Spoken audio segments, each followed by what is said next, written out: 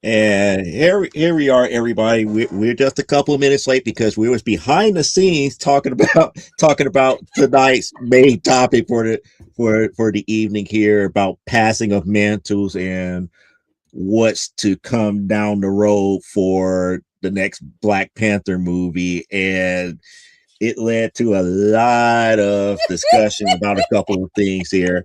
And this is going to be one of those animated discussions where we got somebody that don't care, another person that was overly passionate, and I'm up here as like, well, they just had a mixed bag to deal with, and I think they handled it the wrong way, but they're going to make up for it with this upcoming movie.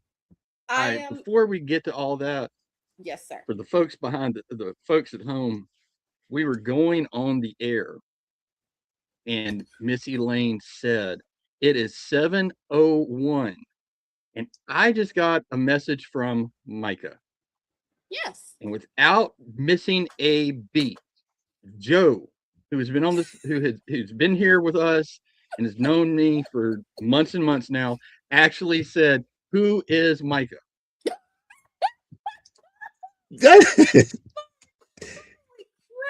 Way to make me feel welcome and part of the family, Joe. Oh my goodness! I apologize. That's a Namor move. I apologize. From now on, we gonna call shit like that pulling in Namor. Namor, you right? Just Namor. Micah just walked in here and had the biggest, saddest look on her face.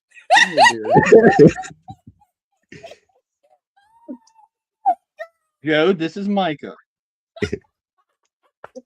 You saw what I did. What is it, Grumpy Joe? That's like the way I saw it. It's like, oh, Micah just messaged me, and it wasn't talking about you. Didn't say Micah messaged you. Elaine said Micah messaged me. I was like, okay. Yeah, we. I didn't put two and two together that it was the same person. Oh yeah, they've combined forces against me now. So I thought you was safe. I was like, oh, she's getting a message. I don't care. Let's go ahead and get the show started. And then now all of a sudden, just like, I'm dying. Oh, I'm dying. He's killing me. Help! Send help. That was like it just, like I said, it just two and two didn't click there. Normally, I don't say much of nothing because, like I said, she messaged Elaine, not you. So I didn't have direct correlation. It was not no one-to-one correlation there. I had to go after it. I had to go layers deep to figure out, oh, this is the same Micah. It could have been a different Micah. No, because I wouldn't have mentioned the name on the show. Anyway, I can't show what she sent, but she sent me a certain somebody's self-portrait. I worked hard on that. Okay. I worked hard on that. Okay. Show it anyway. The next assignment is going to be, it's going to be deceptively silly. I mean, deceptively simple, challenging, but I hope it'll be fun. That's usually my pickup line. So. And you got her with that? No, actually, I got her with, we were working at the same place, and she was cleaning the window the first time I ever saw her, and I went, hey, you missed a spot. Is that call her back? Call her back. That's all it took. You gotta understand, we were young. Call her back. Call her back. She is making pizza. Leave her be. And she said I was pulling a dick move, becoming like the high evolutionary with who is Micah. Now she's like, bring her back. I want you to prove that was the ultimate pickup line. No, I was thinking that was his pickup line. I got something better. You got to understand, this was 1998. We were both young. We were both just going about our world. And at the time, I was in my Steven Seagal phase, and I had long hair and a ponytail. Oh, and no. I wore, for those of you who don't know what these are, there used to be a brand of jeans called Jinkos that were like if bell bottoms and skateboards had a baby. And bell bottoms and skateboard. Wow. I knew some guys who skateboarded in bell bottoms. So Yes, they were because So wearing you was in born ultra grunge I mode was then. born in and 1961, baby. Hippies. and Micah in her young naivety saw this and went, "Oh, he's a bad boy." So I could have said anything and it would have worked. Anything. Of course, then she realized too late that I'm just plain Jane vanilla old boring person who reads comic books. But at that point, it was too late. You Yeah, had to look. It's she like, had to hurry up and get them babies in so she couldn't leave So because she loved yes, them babies. that's how it worked. And I will have to say, and then we'll get back on subject and leave my poor wife alone before she appears behind me. Oh no. Her line, Um. her pickup line was much better. Okay. I don't think no, I we're see the notification here. Don't worry about it.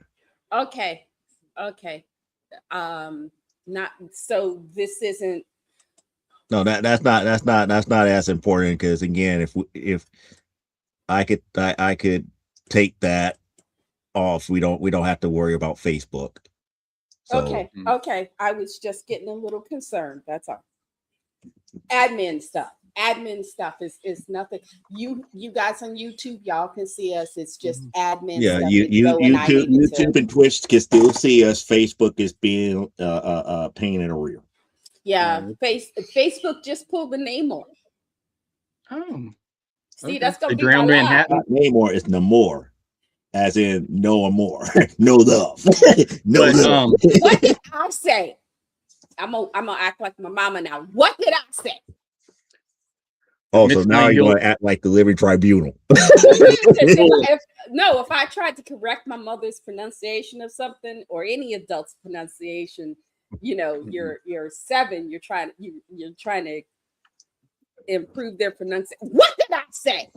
And then you repeat what they said the way they said. It's like, yeah, and it's like, okay, skulk off.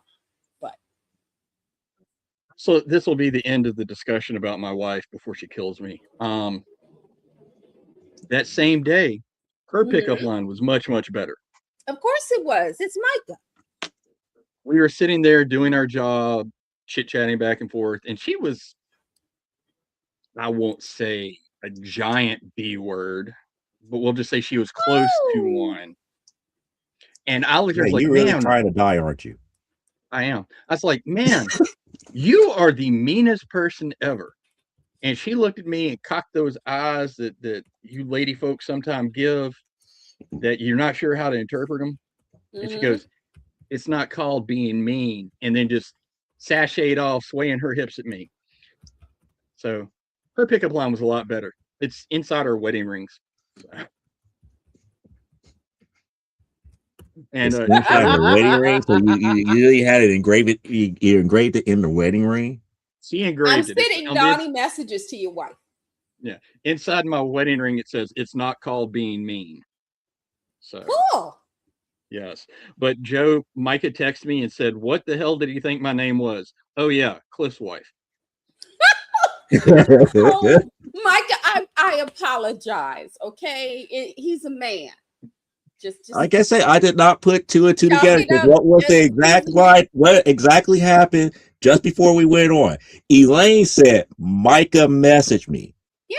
It does not necessarily mean that it is Cliff's wife, Micah. It could have been any Micah. Okay, from now, but if somebody just consider we're getting ready to go on air, who would I bother to check out a message from if we're getting ready to go on air? There's a very short list of people whom I have shut my phone. My phone is on do not disturb.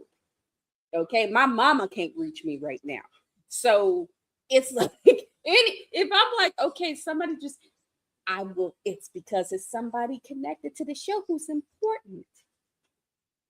Okay, so I've just given you a little insight into how I manage things. I would not mention somebody it's like if I had said Penelope or Grayson, had just texted me.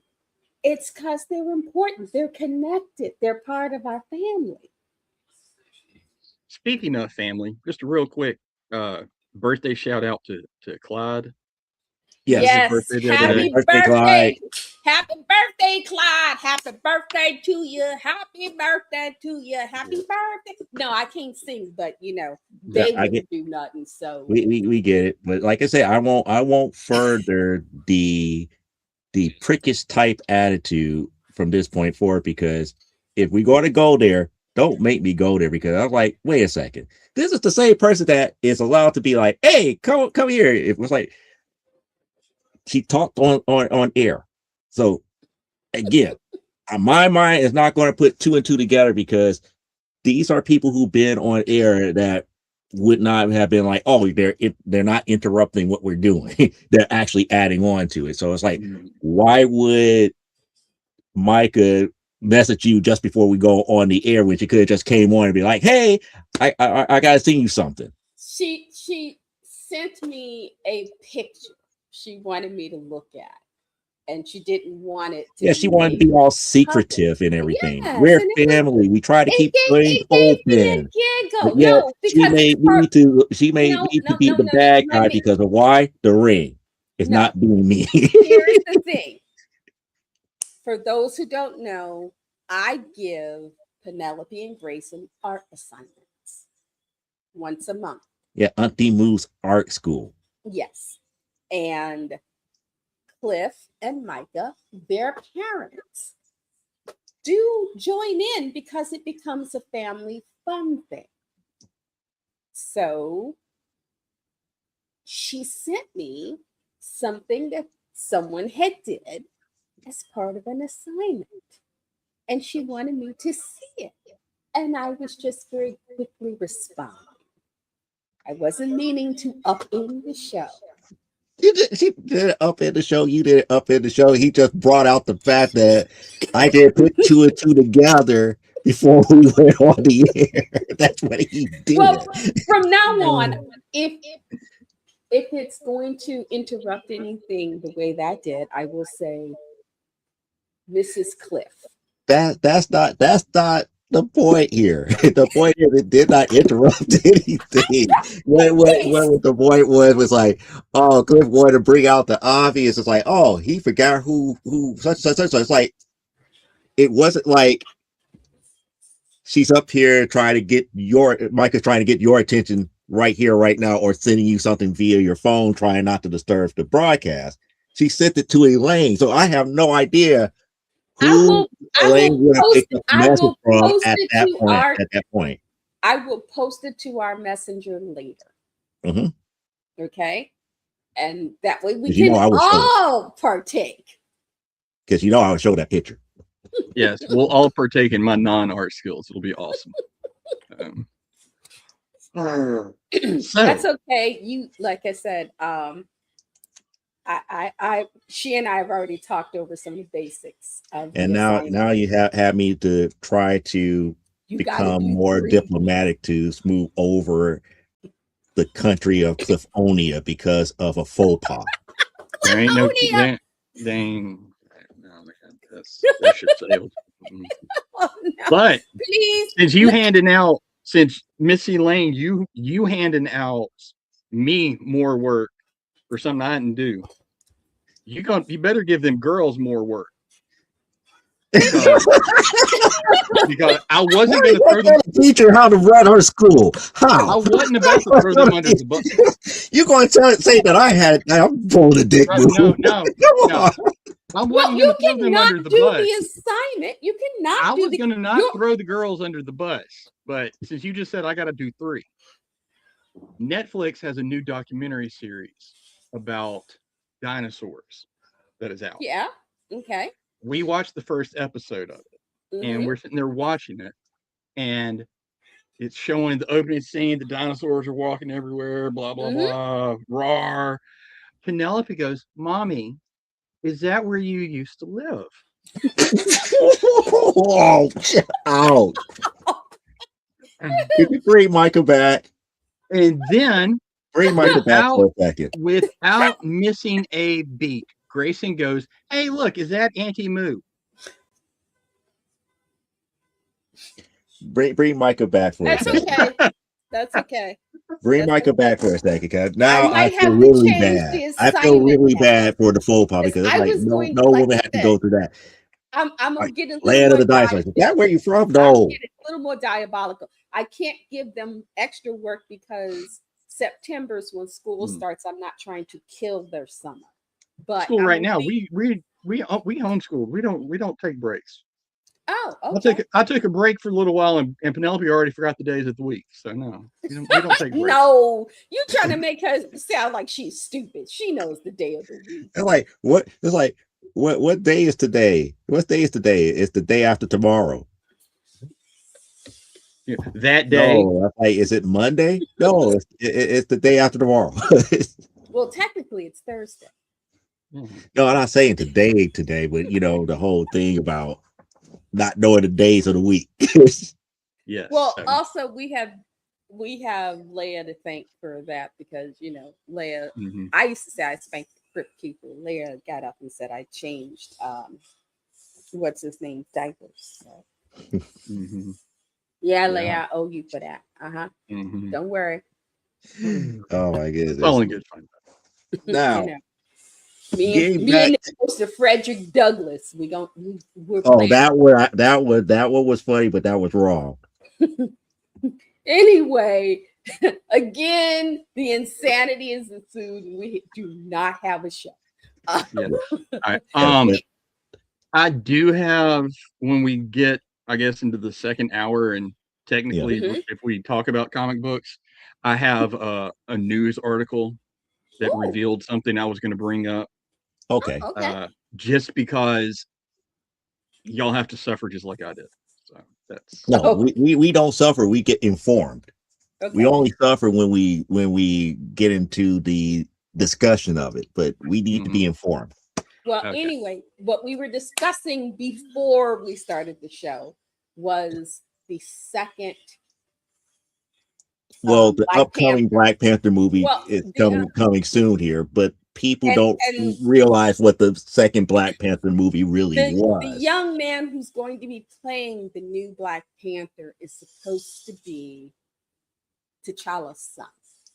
Well, the son that was introduced at the end of Wakanda Forever. Getting Now, to it. I okay, was now trying to be dramatic. I'm As if I was introducing what's his face on PBS, Masterpiece Theater today on Wakanda well, Theater. I was Well, trying. nobody knows that he's behind the door that leads to your son's room here as of yet. So they don't know about that part yet. So it is now still going to be uh, some dramatic flair to it. okay. Well, here's my question. Just pretend you know which finger is up, okay? Just pretend you know which finger I have up. So I did not keep up with much news out of San Diego this year because, quite frankly, I don't care. Okay.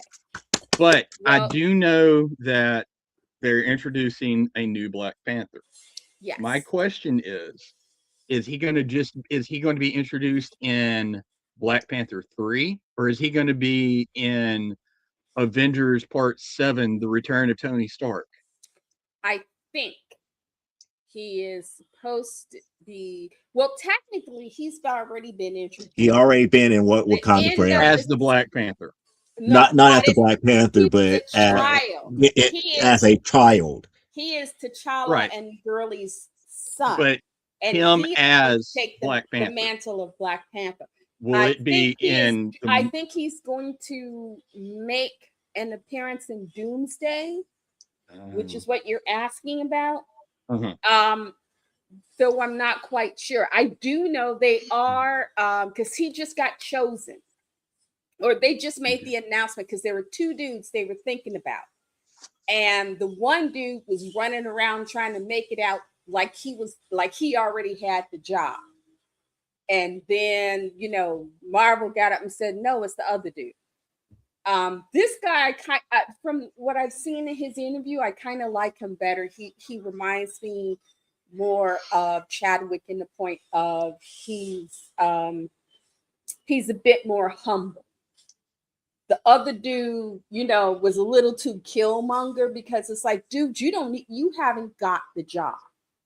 Until your name is on a contract and you've signed it and they've signed it, you ain't got the job. So running around to cons and stuff, acting like you got the job. And it makes you look bad.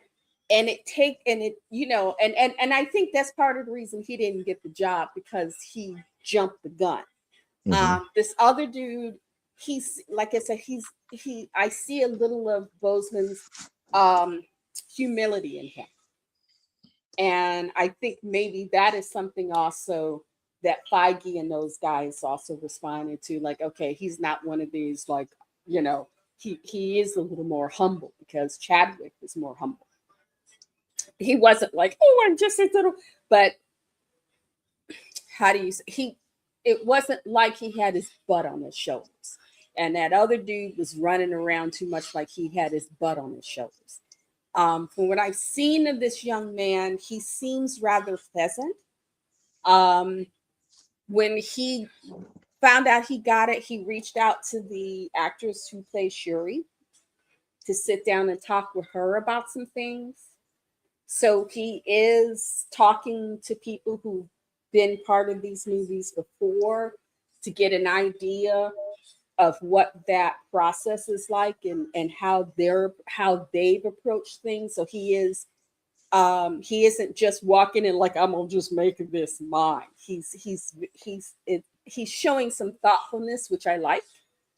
And Cliff, I am kind of taking, because as I told Joe, I really didn't like the way they portrayed Namor in Wakanda Forever. That was not the Namor. And yes, Namor has done some dick moves, but not to that degree. That's the one thing that we agreed on. Degree. It was never to that Wait. degree. But yeah, it's like you can't say that. Namor never did any dick moves. It's like, Wait, oh yeah, how Namor has he did, not? but not to that degree. How is not? In the 1940s, he flooded Manhattan. He attacked Manhattan with the giant whale man more than one time. Yes, but what we were talking about in regards to a dick move, what he did at the end of Wakanda Forever, he had because he had convinced Shuri that he wasn't trying to be this warmonger. He actually was trying to he was a man just trying to take care of his people. And she was trying to, and they were discussing an alliance. When they leave, he turns to his second in command, that chick that's always at his right hand. I think she's his side piece, but I'm gonna let that go. Yeah, actually, I believe that was his piece. Shuri to yeah, it was supposed to be the Lady Dormant, wasn't it? Mm-hmm. Okay. Because he got Shuri to agree that she would not reveal their existence. He's happy because this means Wakanda will take the blame for their actions. So he has set her up. That part of it and was 100% I was trying to explain Namor. to Elaine that it was kind of like a double-edged and yes, sword here. He's done dick moves, but to me it was like, usually and the Namor I grew up under is different than Namor in some of the later, but Namor, at least if Namor got up and did something, even if it was a dick move, he would get up with his whole chest. Yeah, I did that thing. This was more like, I'm gonna do this thing, but I'm gonna blame it. I'm gonna let you take the blame for it. Like that sneaky ass cousin who convinces you to do, to get on, that sneaky ass cousin who convinces you to call their boyfriend because he's tired of hearing her ass on the phone 50 times a day. So she convinces you to call her boyfriend at his job.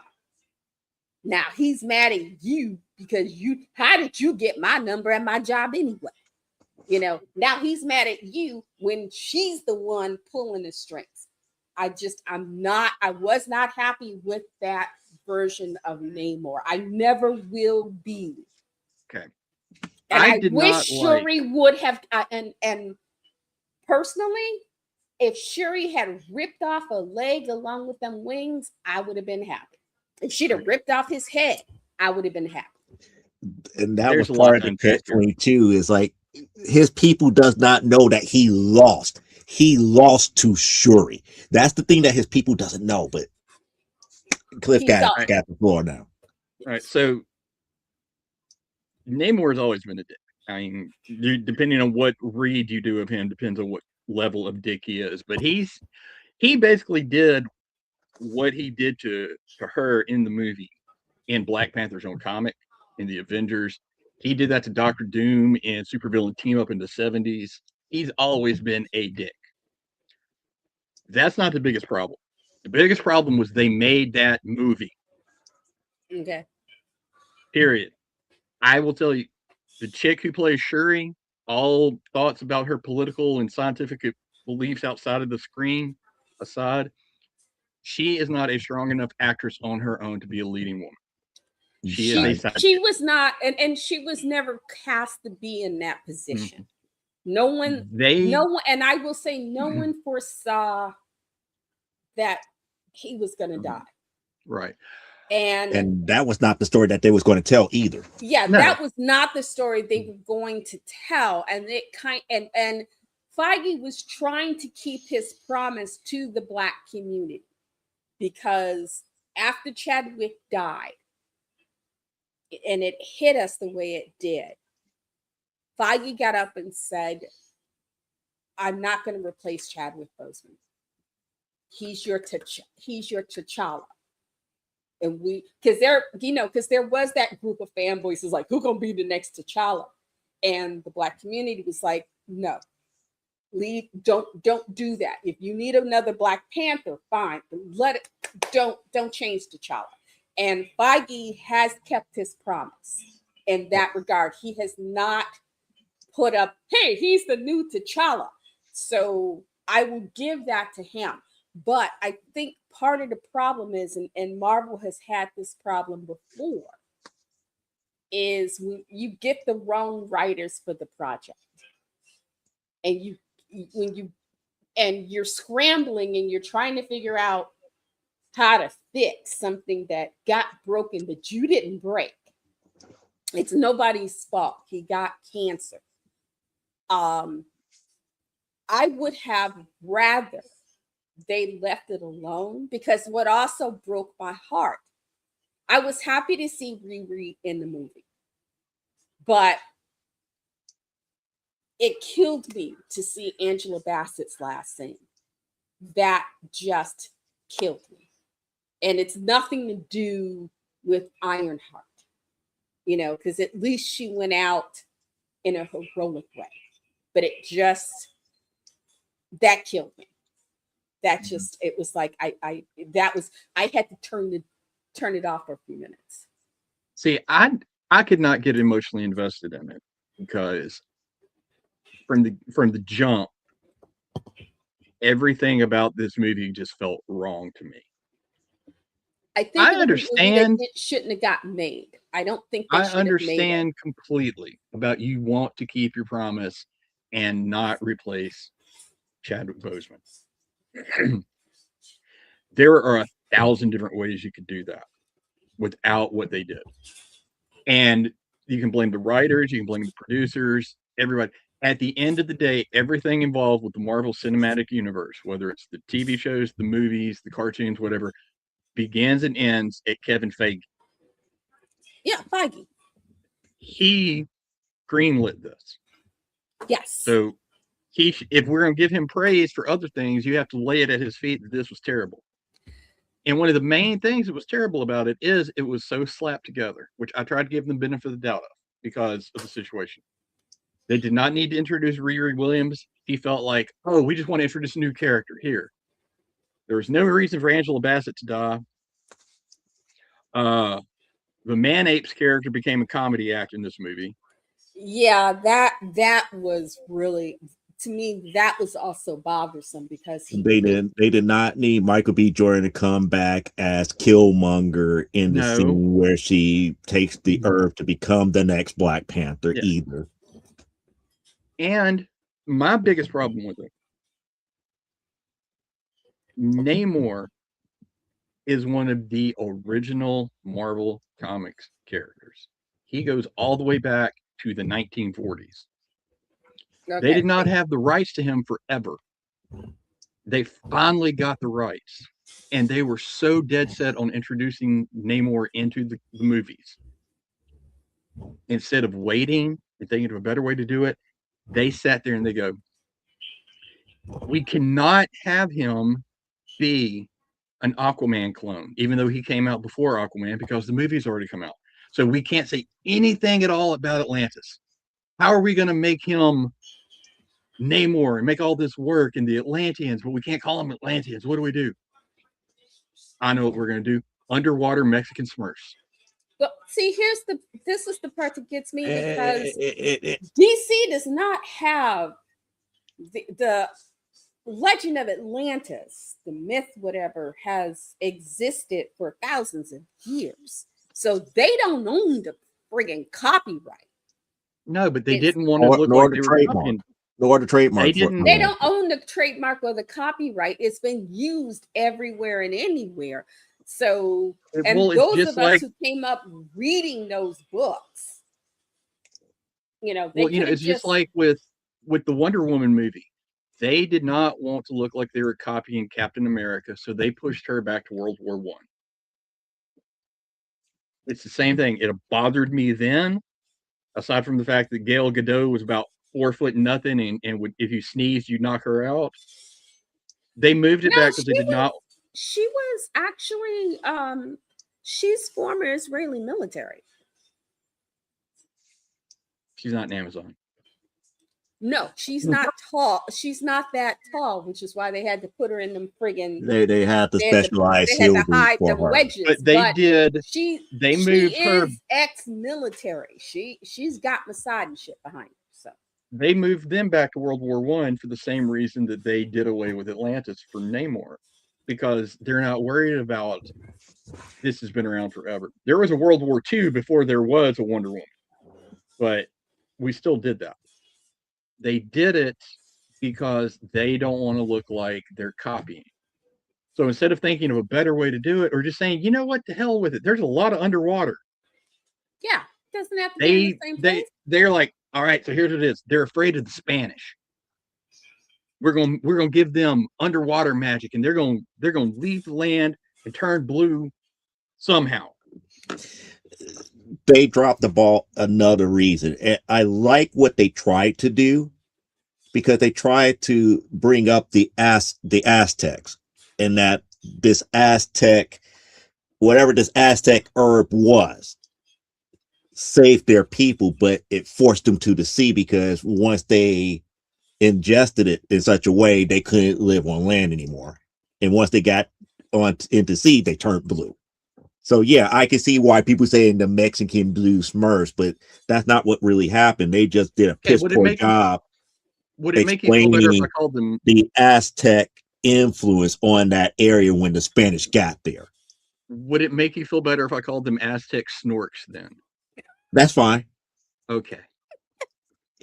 Yeah, she's laughing. She's laughing, but he's telling the truth. He's telling the truth. I was like, I'm not a cruel and lack of. I don't lack understanding. I was like, I get where he's coming from. Oh yeah, I can agree to that. There was no point to me. It was just really hilarious in the point that they were scared to go Eurocentric, which is what Atlantis is. They could have just stuck. There were a lot of things. It was like, okay, for the sake of not wanting to be called racist, you kind of went in the wrong way. Mm-hmm. I heard there's a band I follow on Facebook. They're called Fortress Dwellers. It's Fortress, not Forest. I screwed it up, Courtney. They're a Black Renaissance band. One guy plays the bagpipes. They're British. They have very lovely accents, unless those are fake. But one of the guys, the one that runs around in lipstick and a dress, he's really cute. He's too young for me. But he was talking about Tolkien. And people were saying, well, in the books, there are no Black folks. And it's like, Not exactly, and no, they're not all. And the people who are dark skinned are not all orcs and Haradrim and stuff either. Because if you read Tolkien, you realize one of the oldest groups of hobbits are the Stoors, dark skin, curly hair. Samwise, even though, and I do not fault Sean Astin because I adore Sean. Plays him exceptionally well, but Samwise actually has a somewhat deep tan complexion, and not just because he's a gardener.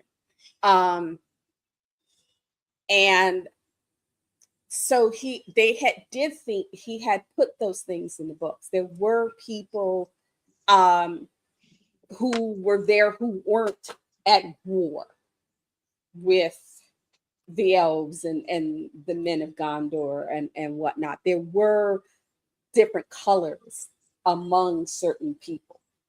Even in the early fathers of men who came into Middle Earth, there were those who looked very Norse, and then there were those who looked considerably less so.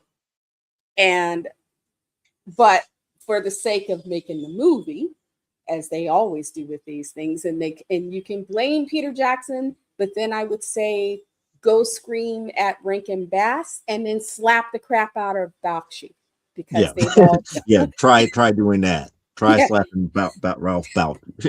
Because they've all done it to various degrees.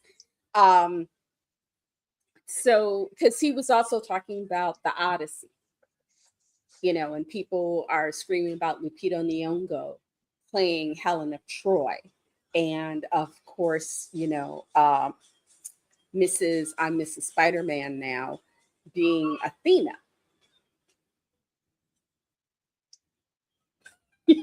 I'm just Tom Holland. It's like you gonna say Zendaya. That's what you can't just think of Zendaya. You just up here like Mrs. Spider-Man. Yeah, because they're married now. I know, but still, Mrs. Spider-Man. Wait, who the hell are we talking about? Another. She's trying to make a parallel to what we was talking about, as you call it, the Aztec sports, and why race was Zendaya. Who was that? The girl who played Mary Jane in the current string of Spider-Man movies. Oh, okay. I've never seen any of them. Okay. Oh, okay. She and Tom Holland are now married. Gotcha. All right. I'm not going to see any of them either. She's also in the updated Dune with Timothy Chalamet. She plays his girl. Gotcha. Okay. And it's so funny because Tom Holland tells a great story about a girl who walks up to him and she's cute and he thinks this girl wants to know him, and then she goes, "Oh, look, it's Timothy Chalamet," and just leaves him standing there. So now he looks at Timothy Chalamet like, "I got this. And leaves him standing there. But it seems I have come to the belief there are maybe 250 of these dudes. They're little bros. They're not actual fans of anything. They just like throwing hissy fits. They get butthurt over things that are really not that important, but they need something to be angry about. And so right now it's nerd culture. Even though they don't care about nerd culture, but they need something to, they're not getting laid. Their mamas don't like them. Their sisters beat them up and take their lunch money all the time. Their dogs use them as a, feel attacked right now. Did your sister take I'm just laughing. I'm just laughing on the inside right now. I'm just laughing on the inside right now because I see those type of people, and the very first thing, it's like, it's not historically accurate. It's like, yeah, this is coming from the people that never understood the nature of the Moors. Y'all don't give credit to the Moors for a lot of stuff that happened in that time frame here. And then on top of that, most of the things that happened in the Odyssey, if you look at Greece during that time, the complexion of the people is not people of light skin, they were dark in complexion. So it does fit that Helen of Troy could have been of dark skin. Yes. Period. But And it's not also, historically accurate. To whom? To whom This and is how where and how it's being also, told. anybody who's ever seen a Shakespeare play, hello, Othello is supposed to be a Moor. Yeah. So many white men on camera and on stage have played Othello. It ain't funny. In fact, I think I've only ever seen one version of Othello in which an actual black man played Othello. You know, was it the one where it was Lawrence Fishburne? no. Oh, there's Oh. two then. This Mhm. was the guy who played the bartender on Love Boat. Oh, okay. Oh, dang it! Oh, He played I know who Isaac. you're talking about. Right. Isaac. Love Boat. He actually got together with a small group of actors and working, you know, we got this weekend, we can do this. This person's available this week. We're going to shoot this. He did his own version of Right. Othello, and it was actually really good. I only got to see it because I was in film school, and a guy I made friends with said, "Hey, there's going to be a special screening of Othello," and we had talked about Shakespeare. He goes, "You know that play? You want to come watch?" Ted Lang. Ted Lang. Ted Lang. Yeah. Ted Lang has done Othello, and it was like, I want to see this, you know, because I'm like, Isaac from Love Boat. He goes, yeah, he knows Shakespeare. Yeah. And I went off to see it, and it was actually decent. But there's only been, as far as I'm aware, 2 actual black men who played Othello. The Lawrence Fishburne one came out. It was after the Leonardo DiCaprio Romeo and Juliet was such a big hit. Oh, dost thou get it? Yeah. They just tried to put a whole bunch of Shakespeare plays out as movies all at once. Oh, yeah, because they did the remake of A Midsummer's Night Dream as well. And Othello was one that went straight to video, but Lawrence Fishburne was Othello, and it was actually pretty good. If you ever want to see A Midsummer Night Dream, the version that MGM did with Mickey Rooney as Puck, chef's kiss. I can't that thing with Mia Farrow and them. Don't just watch get the MGM. It was on DVD. I had it on VHS. I gotta find it on DVD. Now I'm the wrong person to talk to about any of this because I am the only white guy on the podcast. I understand that. No. But that wasn't the issue. It's just the simple fact that people gloss over, you know, nationalities and what colors certain nationalities are. It's like the Moors were dark skinned, the Persians were dark skinned, Egyptians were dark skinned, but yet when you get to these movies, it's just like that's not accurate. Cleopatra wouldn't have been that complexion. It's like, okay. Well, I wash my hands with that because that's what people are accustomed to. It's like if people want to say historically accurate, it's like that's not historically accurate. No. If you are making a historical piece about a certain time period, and your argument is like, okay, my oldest daughter, hates the live action Lady and a Tramp movie. I've never seen it. One of the main reasons she hates it, aside from it's a terrible movie, is it's set in 1920s London, and the couple, that have Lady, is an interracial couple. That would have been allowed in 1920s London. And openly, but there's nothing to let you understand how big of a deal culturally this is. Okay, because back then, London, it would have called having a touch of the tar brush. Yes. But if your argument is, okay, in that situation, it's historically not that believable or accurate, no problem. All right. But then you don't get mad if that same historical thing, when they are in Egypt, Charlton Heston is not playing anybody. Charlie has to play Moses. It's like we all know that. It's like, yeah, we like who playing Moses, but we don't give a care that the fact that he's not the right skin color. But if you are dealing with things that are set not in reality, where you have elves and hobbits and people that live under the sea or aliens or this or that. You have no leg to stand on that the people aren't the color you think they are. Period. Perfect That's just example, the it. Titans Also, TV the series. Odyssey is mythology. I go. Okay, I'm glad you brought up the Titans TV series. I hated Starfire. Not because she was a black woman and they took a job away from an orange-skinned alien. I hated it because they had so little care for costuming. That's true. I will give them. They did Starfire not do looked a like good she job. came. I watched it, but oh my god, they took it. How many orange-skinned aliens did you know? I'm just bringing up how ludicrous it was that everyone, when they announced that movie, got that show, got mad that Starfire was African American.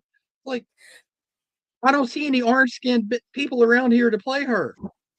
Also, But I want to if bring up something that is stupid, in my opinion. And I don't care, Army, if y'all get mad at me. I put it on a friend's Facebook today because to me, it's very stupid.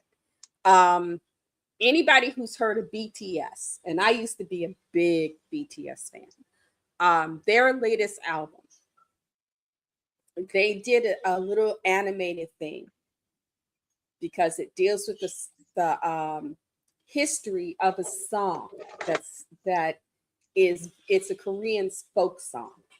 And this group of young men from Korea was it the late 1800s want to go to college in America. The white colleges won't take them. The only college they can get into is Howard University. Howard University is one of the oldest historically black college / universities in this country. They accepted these guys in. About a decade or so later, this chick in New York had heard of them because they would sing on the grounds at Howard for people. And they would sing the songs of their homeland. This white chick heard about it, had them come to New York and recorded their music. Anyway, they did an animated thing about it. But what they showed was supposed to be the grounds of Howard University in the late 1800s, early 1900s, was primarily white people. Why this pisses off the black community is because at that time, and Howard didn't turn people away, but you would not have had them singing in a front of an audience that was primarily white people with a couple of black people standing off to the side. Not back then, not even now. Mm-hmm. And the black community got upset because it's like, hello, first of all, K-pop, for those who don't know, K-pop, which stands for Korean pop, and J-pop, which is Japanese pop, pop short for popular music.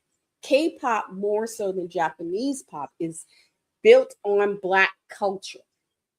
They dress, they sing, they dance. When BTS was formed, Bangtan Music, which is what BTS is, Bangtan Boys, they sent them to LA. The guy they call Rap Monster, they sent him to LA so he could be schooled by actual gangster rappers because he was a rapper in the Korean underground rap scene. But they felt, yeah, that's a Korean rap. We got to make you genuine gangster. So they sent him to LA to learn the moves, the gestures, the way that you do you spit your rhymes. Okay. So basically, they've taken black culture and they've just redressed it in Korean face. It's a bunch of Koreans dancing and singing and dressing like they black. Okay. And they are one of the top K-pop groups out there, even though they took off for a few years because two of their younger members were required to serve. Anyway, their fans, they're now butthurt because the Grammys has added a category of Asian music. And they're like, they're not going to attend the Grammys this year because they don't want to be regulated to Asian music. And it's like, really? Really? Y'all butthurt because they gave y'all a category,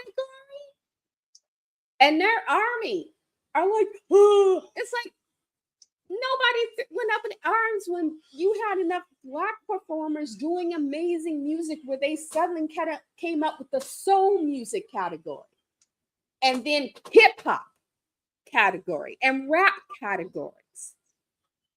This is just another category. They're all butthurt because they want to be the biggest artist in the land. It's like, well, fine. Call Beyonce and do an album with her, and maybe you'll get up there.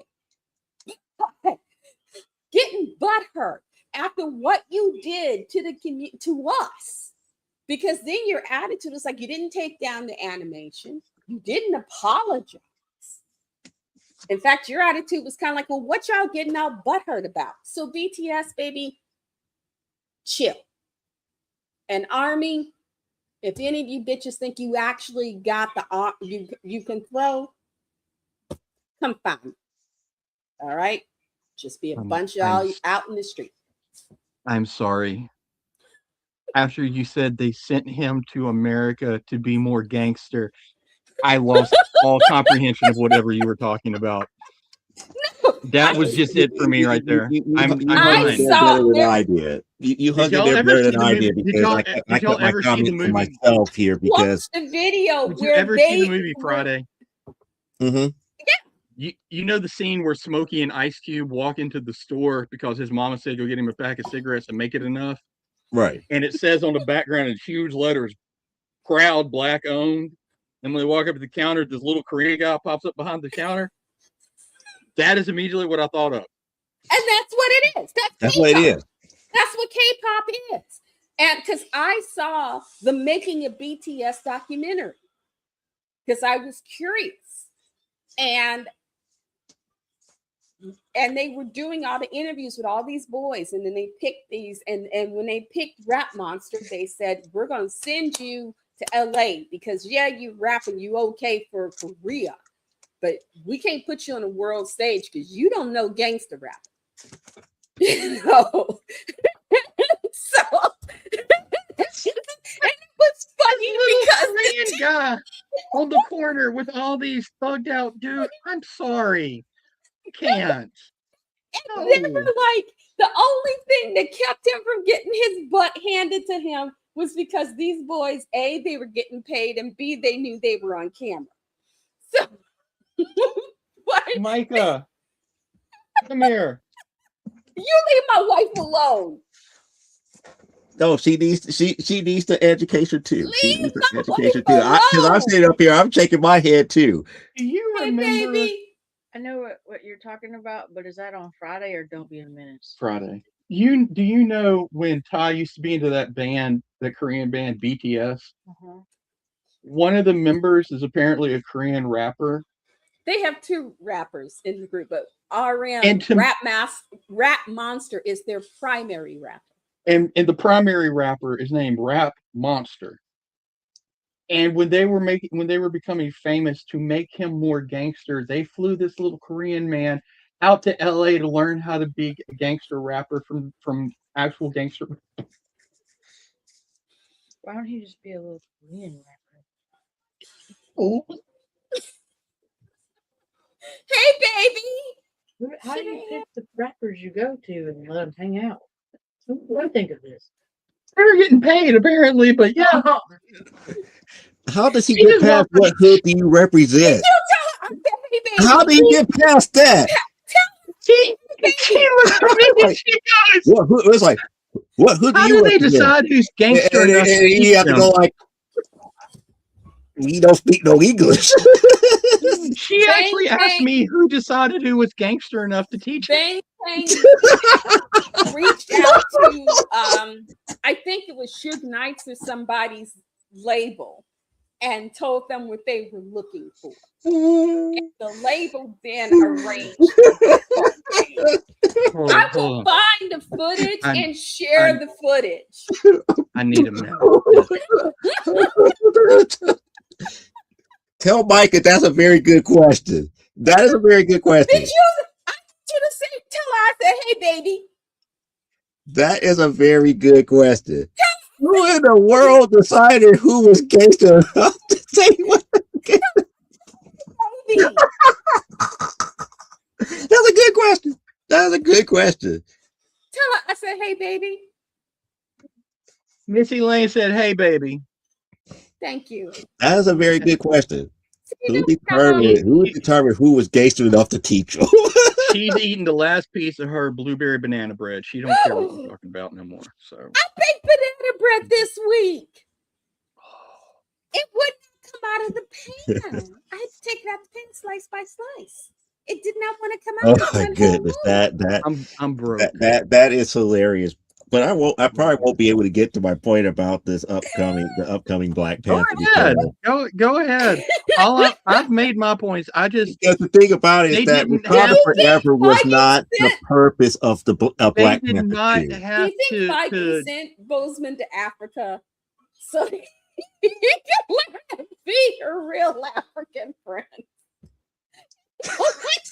I can only hope so. I hope the conversation went like this. Chadwick, buddy, I got this email from someone who's going to help us. He's a prince in Nigeria. And you need to go. You're going to go learn. He's going to teach you how to be more African than what you are right now.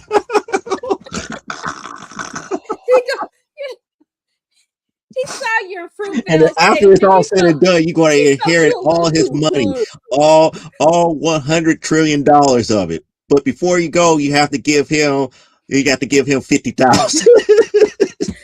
They paid this dude. They paid this dude. It was hilarious. Like I said, I will find the footage and send you the link. Oh my. Well, this makes it even funnier to me now because I've told the story every time we talk about the Black Panther movie. A friend of Micah's husband told me he hated Black Panther because it was too African. But it makes more sense now because they actually sent the actors to Africa to learn to be more African. Okay. Yes. All right. I'll have to let him know. I'll have to let him know. But saying all that to say the story of truly Black Panther 2 was supposed to have been about T'Challa and the son that we saw at the end. Yeah, but it's like T'Challa has been away so long because what's her name was in the States.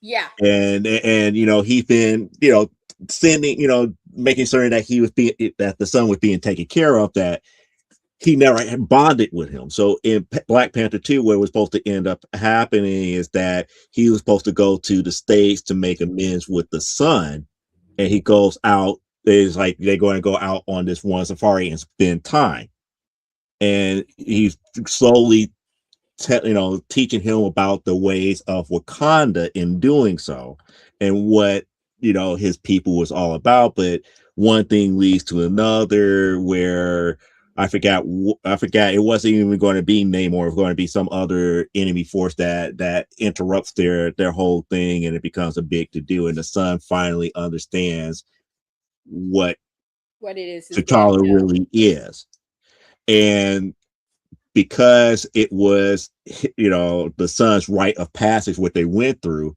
he was now in line to become the next Black Panther as a result of that. So in many that ways, was the original pitch for Black Panther 2. And it would have been a great film because it would have taken part of what was in that first Black Panther about the relationship between T'Challa and his father, and blew it up a billion times more and made more sense. And it would have given more of the human element that those stories do so very well with. I think sometimes they get a little too caught up in the special effects and stuff, and they forget there's a human element in here where when you take away, except of course, okay, Deadpool, but everybody else, when you take away the costume and the abilities, more often than not, they're just plain folks with the same just plain folks problems, unless you're a professional hitman. But that's another story. Do you want me to go find a rapper to, I can find a rapper to teach you a few things, Cliff, if you like to learn. That's just like having look, somebody from Korea come all the way to Mississippi to find somebody who is straight up bluegrass to teach them bluegrass music. no, Well- look, I am going to start tomorrow Okay, here's the advertising thing. all over Facebook. I will teach you to be more Southern.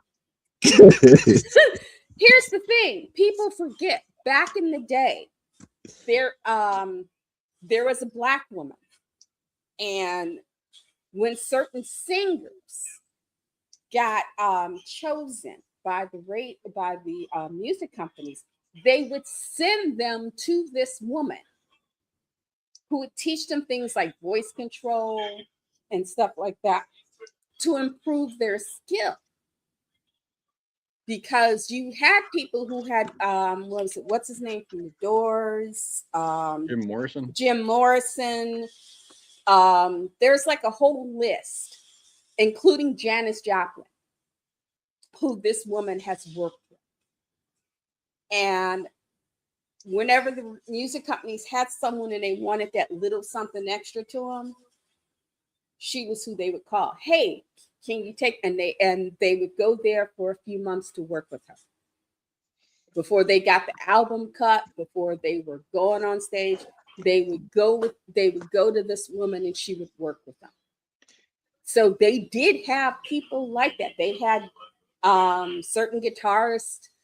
There were a couple of guys who they were backup, they were backup men for certain groups, and they would send certain musicians to these musicians to get a little extra something, so that when they put them in the studio, they knew what they had was something good.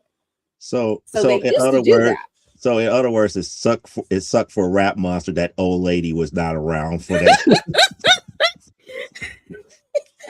They're like, yeah, he needs to be more gangster. We want to send her to this lady over here. She's going to make him more gangster. Wait. He could have called me. I was like, yo, baby, come in, let mama teach you a few things. Wait. That just went in an entirely different direction. Have y'all ever seen the greatest movie ever made, Pootie Tang? No. I heard of that movie. I've heard of it. I haven't seen it. Pootie Tang is the greatest movie ever made because it makes no damn sense. But Wanda Sykes is in it. Okay, that's why I know that movie. And Chris Rock's in it. There's a lot of people in it. Yeah. But Wanda Sykes plays this character who's, I'm not even sure what she's supposed to be. Her name is like, I can't even remember her name now. But there is a scene where she is dressed up with a wig and a feathered boa and this sparkly tight fitting dress and some stockings and stuff. Okay. And she has her Walkman on and she is out on the street corner and this car pulls up and it's these two white guys. And they're like, hey, baby, come here. And she's looking around and she walks over there to them and they're like, how much for both of us? Have a good time. And she slaps them. She goes, just because a lady likes to dress fancy and stand out on the corner next to a bunch of hookers doesn't mean she's a whore. That is the lady that they're sending these people to. That is the immediate thing that I thought of when he brought up Rap Monster. That is it.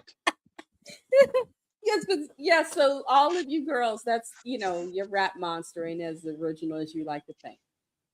And there's one of the greatest scenes ever is in that movie where Chris Rock plays Pootie Tang's dad, and they're talking about how Pootie didn't have his daddy very long because he died in a tragic accident at his warehouse.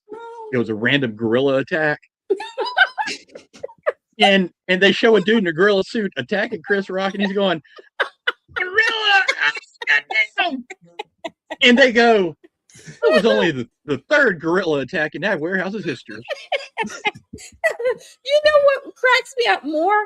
I just saw the trailer for the latest Jason Statham film. And he's supposed to be like the driver and bodyguard for some big mafia, whatever dude. And while he's out with him, they're attacked. He gets shot.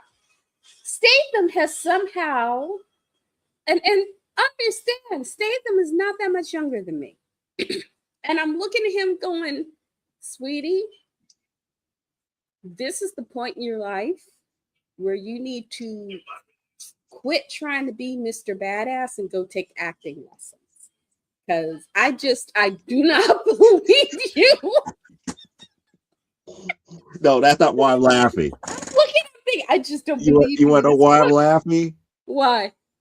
Because now you made me think about Liam Neeson. Liam Neeson go from being like in Taken and all these action movies, and then was the lead actor in the next Naked Gun, taking up his father's Leslie Nielsen's But the thing role. is, Leslie Nielsen actually he played those very hero roles. Mm-hmm. And there was a point where he had a very smart agent who said, no one's going to buy you in these roles anymore. You're just not that guy now. You need to we need to transition you into something else. But Frank Drebin Jr. though? Hey, he made money. Yeah, he made money with. I was like, who would have thought that he would follow in his father's footsteps with a Naked Gun? And he was very convincing with it. He was exceptionally convincing with it, just like Airplane. He found comedy was his next step, mm-hmm. and he worked with enough people when he was younger that he learned stuff, and as he got older, was able to put that to good use. I'm looking at Statham and it's like, what is it? Speaking of Lord of the Rings, Faramir, as described by his father Denethor, I know his uses and they are few. Okay. Well, see, this is the thing to me about it. All right, and just for the record, it's about a weekly occurrence where I quote Airplane and say, "It's okay, I speak jive." Yes, Barbara Billingsley. Yes, yes. But classic lie. Jason Statham is always going to be that dude from the movie Snatch to me. That is all he is. And then all of a sudden, I saw him in a movie with Jet Li called The One. Yes. And he was trying to be badass. And after that movie, he's the transporter, he's the expendable, he's the beekeeper, he's this, he's that. Like, no, you are the dude from Snatch. He wasn't bad in The Beekeeper, but like I said, he's getting to that point. And they all reach it. Schwarzenegger, Stallone, they all get to that point where they realize, okay, it's like that. What's that line from the movies? I can't remember the name of the movie. The movies with Mel Gibson and Lethal Weapon. Their favorite line: "I'm getting too old for this shit." That's them. There's a point where they have to. Raj, it's like about what's about to happen. It's like I just gotta know how he do it. It's like Raj, I have to know how to do it. It's like I really get too old for this shit, but yeah, I'm down for it. I'm down. Let's go and handle our business. Dwayne Johnson. Yes. I just saw the trailer for the new what is it? Jumanji. Bad. But what I'm saying is, even he is realizing that he can't be Mr. Muscle Dude all the time. He's got to start finding other things to go with. People forget Schwarzenegger had a couple of good comedies behind it. Yes. Twins was what was it? Junior Cop. Kindergarten Cop. Oh my God, he did so well with those kids. I love my favorite scenes in Kindergarten Cop are him and the kids, especially that little boy. Boys have a penis, girls have a vagina. And the look at, I don't think they told him what the little boy was going to say. No, what was the other line? It's like, Okay, kids, you gotta be quiet. I got a headache. It could be a tuba. Oh, It's you not got a it. tuba. I do But it could not. be a Show us tuba. the It's not tumor. a tuba. I don't have a tumor. Mhm. Now, in that line of thinking, yes, all those actors at one point have to do that. Except I don't think Stallone does, because Stallone has that look of your crazy uncle who will still get into some shit. So Well, he can be Rambo and all that stuff until the end of time. But well, again, his early in his biopic is career, coming he was out. Machine Gun Joe the Terrible, And he got his butt whipped by Jack Lemmon. yeah, So he got his But Jack Lemmon whooped his ass in the middle of Central Park and the out of towners. yes, but he still has Aging that Jack look about Lemmon. him. He has that look about him where he would be doing stuff like that And even that's when what he's made 80. that scene funny because he looked like the New York thug and Jack Lemmon whooped his ass. But what I'm saying, Now, he now he's got his biopic coming out, and the young man who is playing him kind of looks like him. At least some of the facial kind of, you go, okay, I could see a little Stallone in him. And he talk and they go over the movie deals with. I don't think Stallone is in it, but it deals with what it took for him going to through make his Rocky one. career and then get Rocky made. Yeah, to get to what Get it the took to first get Rocky Rocky. one made. Yeah, get the first Mhm. Rocky made. So he is going, producing because he's like, I mean, he's connected with the Coppolas. Joe went behind the curtain where the wizard is and I, came back with a 2-liter. He the thing keeps is, his I'm not 2 liter certain if his hidden. biopic pick is going to deal with his mom too. Mm. Now, my other point, real quick, and Joe, you will get this more. If Dwayne Johnson keeps putting out movies like Moana, live action Moana, and this Jumanji coming up, he's going to have to go back and lay down and look at the lights for Roman Reigns about 3 or 4 times to make up for it. Mm-hmm. Yeah, yeah. Because again, it's like you could only strike lightning with things like the Tooth Fairy and the Run Back and all the other movies, and Mhm. I think now it's But part like don't be doing them now. surprised. It doesn't work. It's like, yeah, you did the voice acting for Maui for the first Moana movie. When you go live action, it's not the same. it Do not isn't, be and surprised that I'm not. I'm probably. I love the animated Moana. I didn't see. Mhm. It was like Beauty and the Beast and the Little Mermaid. I just don't see the need for it. Mm-mm. And There was no need for it. And even if and they and, did and another live action Beauty and the Beast, he would Now, be the first choice to be Gaston. the only good thing about the live action Beauty and the Beast, aside from it, it was a well made movie. I'm not I saying it felt wasn't. It's just I didn't see the need. There I was no felt need for it. so bad for the character of the prince in that movie when he suffered and went through all of this and damn near died and all of this, and he finally got to be human again. And he comes down the stairs and he goes to dance with Belle and the music and blah blah blah. She looked at that man and revealed that she is a little bit freaky because she said, maybe you can grow a beard. I'm like, that poor dude. Well, the thing is That that poor dude. Bestiality. I was like, completely it's like animated, secretly, I was really into bestiality. Yes. I'm but like, they do that that poor in the dude. animated as well. There's that part when she first sees him turn back into his human form. There's this look of disappointment on his face, on her face. She was thinking something awful freaky. She was thinking something awful. And if you go to the original French version, when if you go to the original French version, he does keep asking her to have sex with him. He doesn't ask her to kiss him. He asks her, he'll do something. She's like, oh, and he goes, you come have sex with me now? And she's like, ew. So Well, in his defense, he's still a dude. We're gonna do that.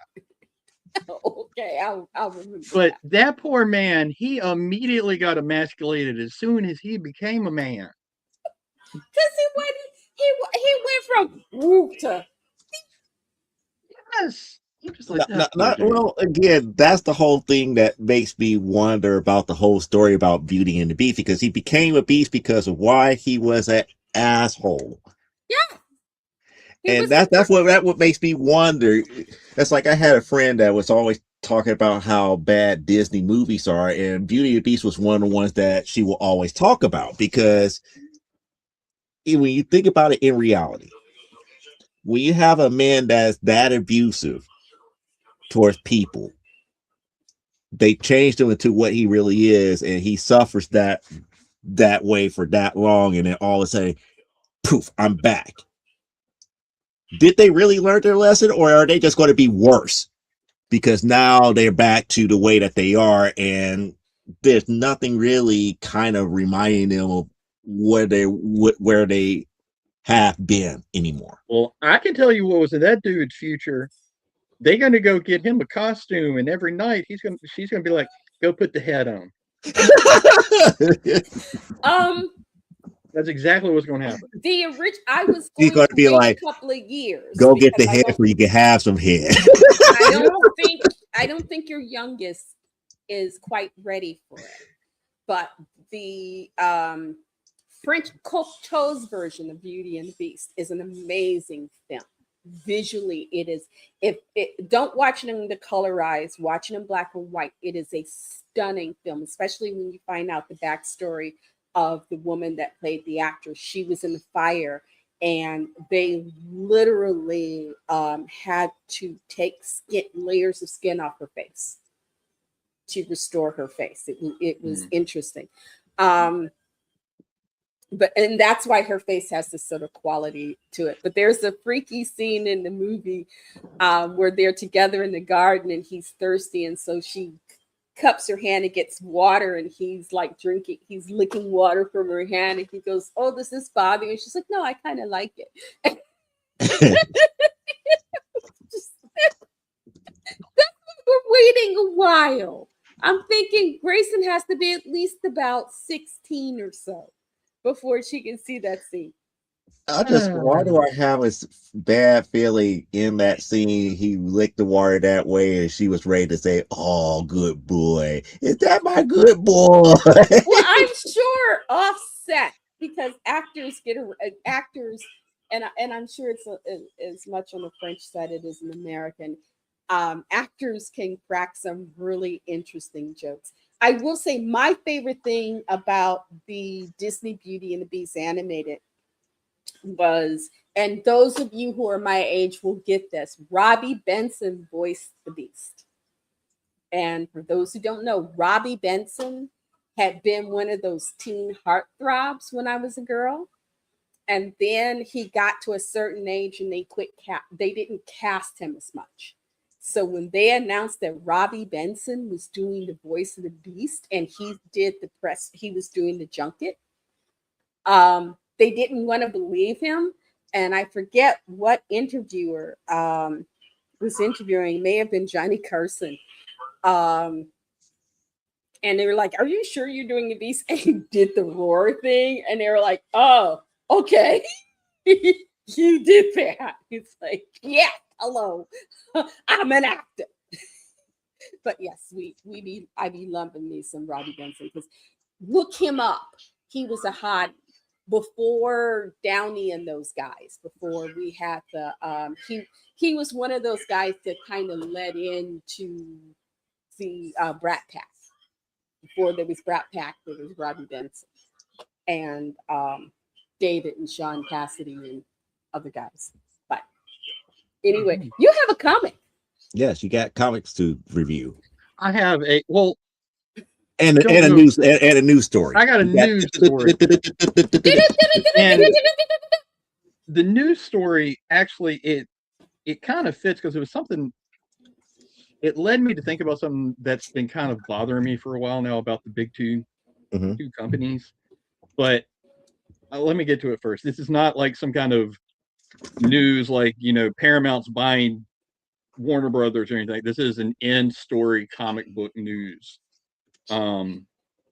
It's about let's see, Superman annual year 1000 just came out.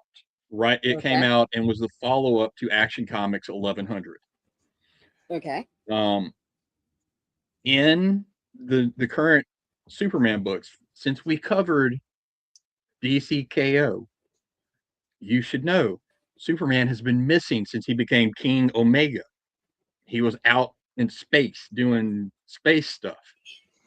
And So one he of the things won. yes, he won because he was Okay. King Alpha and Omega. I'm hurt. We went over that. We went over the final issue in depth, and Mhm. I'm hurt. You don't remember it. My feelings are hurt. I got lung COVID. Okay, Do my too. children are grateful that I can remember their names most days. I Yes, understand that. this My female long girl COVID does sitting that. there, right? But one I of just the picture things. a lady just going like, "Hey, you," and the son looks at her, and one of the sons later is like, "Are you talking to me?" Yeah, So that's on a what I call. Hey, you. just real quick on a side tangent. So Hmm. Miss Lee, your long COVID affects your memory and cognitive more because It mine affects my pulmonary and my muscle structure more. it it makes me it can make me a little foggy, but it also makes Hmm. me really tired. Okay. There are days like I have 3 days starting tomorrow. I have 3 days of shopping. Mm. And so tomorrow it's Family Dollar Jewel, then Aldi, then on Sunday I have to go to the local market. Mm. That means Monday, You're not. You're down. oh, I am. K.O. Depending on what goes on in the week, I will not do anything on a Thursday. Mm. Just because I need to make sure that I've got energy reserves for the show. Right. Because there are days when I feel like I Courtney and I have times where I just kind of get up and it's like, hi, what are we doing today? Mm-hmm. She can, and there are days, things that I used to always be on top of. Mm-hmm. She now has to say, do you have your keys? Do you have your bus card? You got your phone? Because I have my bus card on my phone because I lost my bus card in my house. I have cleaned my bedroom up continuously, and I have not yet found that damn bus card. Mm. Don't know Because where it's gone to. it's interesting because one of the big things they're studying right now with long COVID is your symptoms that you have, because there's so many different symptoms for it, are all Yes. based on where, after you got over COVID, where the leftover virus receptors settled in your body. So that's why they think there's so many various symptoms. But that's just interesting because I do have a little bit of cognitive problems, but mine's mainly all physical stuff. So I just find that neat that I or have weird that days everybody's where different. I have days where I'm really, and luckily they pay enough attention. Everybody knows if I'm not out of bed by a specific time, somebody comes to check on me, and if I'm just kind of dragging through and I'm not saying hey or good morning or whatnot, somebody talks to me to make sure I am like in the room. But yeah, there are days where it's like I have enough strength to get to and from the bathroom. I might get enough strength to go in the kitchen and find something that I can eat. It doesn't have to be cooked, and it's like, and I'll just say I'm going back in my room, and if you need me, you know where to find me. But I'm just going back in my room. And every once in a while, somebody will, as they go past to the bathroom or something, peek in and make sure I'm not. But I have days where I am just, and on those days when I find that I also get more. When I have days where my energy is down, it's harder to focus. Okay. And so I still haven't got that shit with Ingram Spark worked out. I can't figure out how to upload the book, and I can't get a human on Right. the phone to walk me through the process. Okay. So All right. Well, side tangent, nor personal lives over. I was just curious about that. But so what we found out is Superman has been flying through time, trying to fix all of what Darkseid messed up. Mainly focusing on his friends, the Legion of Superheroes. okay. And as we're going along, he doesn't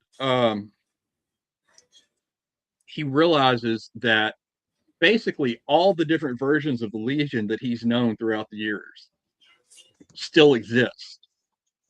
They're just ghost fragments trying to be put back together. So and so it's basically their way of explaining when the new Legion of Superheroes comic comes out, I think in September or October, why it's going to be different but still be the same. They're going to end up bringing all the continuity back together, like however they want it to fall. It's the and same, interesting, different. yeah. But the interesting point is they brought back from Grant Morrison's DC 1 million the android Hour Man.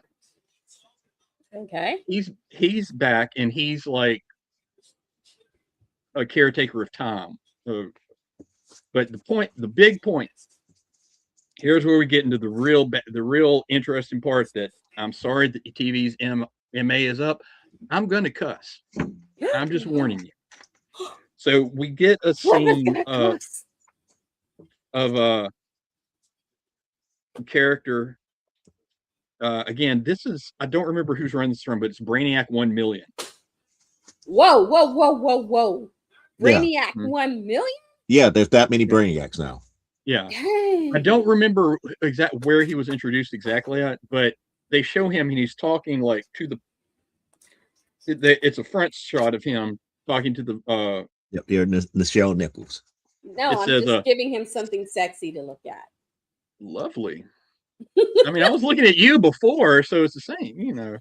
But it's he says, the Legion is no longer lost. Tell your master I have obtained his former minions. They will be free no more. So whoever Brainiac is talking to, he's letting them know he's found Darkseid's Legion of Superheroes. Okay, and Now, he's jailed them or whatever. We got to find out. Now, the next page or the next panel, you get to see who Brainiac is talking to. Oh no. Now, those of you who may not know this, I'm gonna borrow Missy Lane's gimmick, and we're gonna step on the Rip Hunter's time spear. Oh, you want the Wayback Machine? We're going. Well, see, that's yours. No. He's going Rip Hunter. I'm taking Rip Hunter's since you have the Wayback Peabody Machine. And Mr. Peabody and Sherman, they like these sort of travels. And we're gonna go way back to the magically forgotten year of 2011. Oh, that ain't far. Jeez. And this comic book event that gave us one of Joe's favorite comic book characters, Thomas Wayne Batman. Yes, Flashpoint Batman. Flashpoint. And we find out the Flashpoint was Barry Allen missed his mommy so bad he broke the universe to go see her. And then he realized, oh shit, I was selfish. I need to fix this. So he tried to fix the universe. And that only made it worse. And only telling what happened? What happened? happened when Barry fixed Tom Joe? No, he did. Yes, we got the birth of DC, the New 52. Yep. And who did they lay at our feet? Where we wouldn't blame Barry Allen, even though we did, as the person responsible for the New 52. Superman? Do you remember? I don't remember. The only thing I remember is the actual story where it was Professor Zoom, Ian Thawne saying, I wouldn't do that if I were you. There are just some things that are just meant to be, and by you doing this, you about Yes, to mess with forces that you don't but understand. but there was one person who, when Barry was fixing time, merged all the different DC universes of Vertigo and Wildstorm and DC all together to give us the New 52. You remember who that was? I Kevin forgot. Feige. No. It's a no. Again, I Fucking forgot the character's Pandora. name. I forgot the character's Oh, name. okay. Fucking Pandora. Pandora. Yep. She of The the love box. child between the love child between Zealot and Rachel Summers from the X-Men. Well, not exactly, but it is close enough. Close enough. That's what she looked like. Yeah. Okay. I mean, That's what she definitely looks like the daughter of Zealot, but And so Pandora was the reason for the New 52, supposedly. And Oh this went yeah. over Why like should the this went man over take the blame for his stupidness? no. and this went over She was trying to warn Barry not to do it. and this went over like a fart So in she came church. up with a contingency plan to undo it if need be. So this went over like the proverbial fart in church, and everyone hated it. Mm-hmm. And they had to quickly rewrite the ship that they weren't going to rewrite, and they gave us DC Rebirth. In DC Rebirth, Pandora was seen as such a bad part of continuity. Dr. Manhattan from The Watchmen killed her. Damn. But we find out in Superman annual year 1000, she's back. And not only is she back, she is a person that Brainiac 1 million is talking to about tell your master. And who is Pandora's master? Dr. Manhattan. Goddamn Darkseid. Yep. But wait a minute, Darkseid is dead. Darkseid is. That's the thing that people don't realize. It kept telling, even when we did our pitch a couple of weeks ago about what if Granny Goodness could take out Darkseid. Yeah. Darkseid, when they say Darkseid simply is, he is the true. If there was a such thing as a higher power, like DC version of God, the higher power, Darkseid would be on a higher plane like Lucifer. He just exists. He is what the universe considered forever evil or Like forever aberrant. He just is.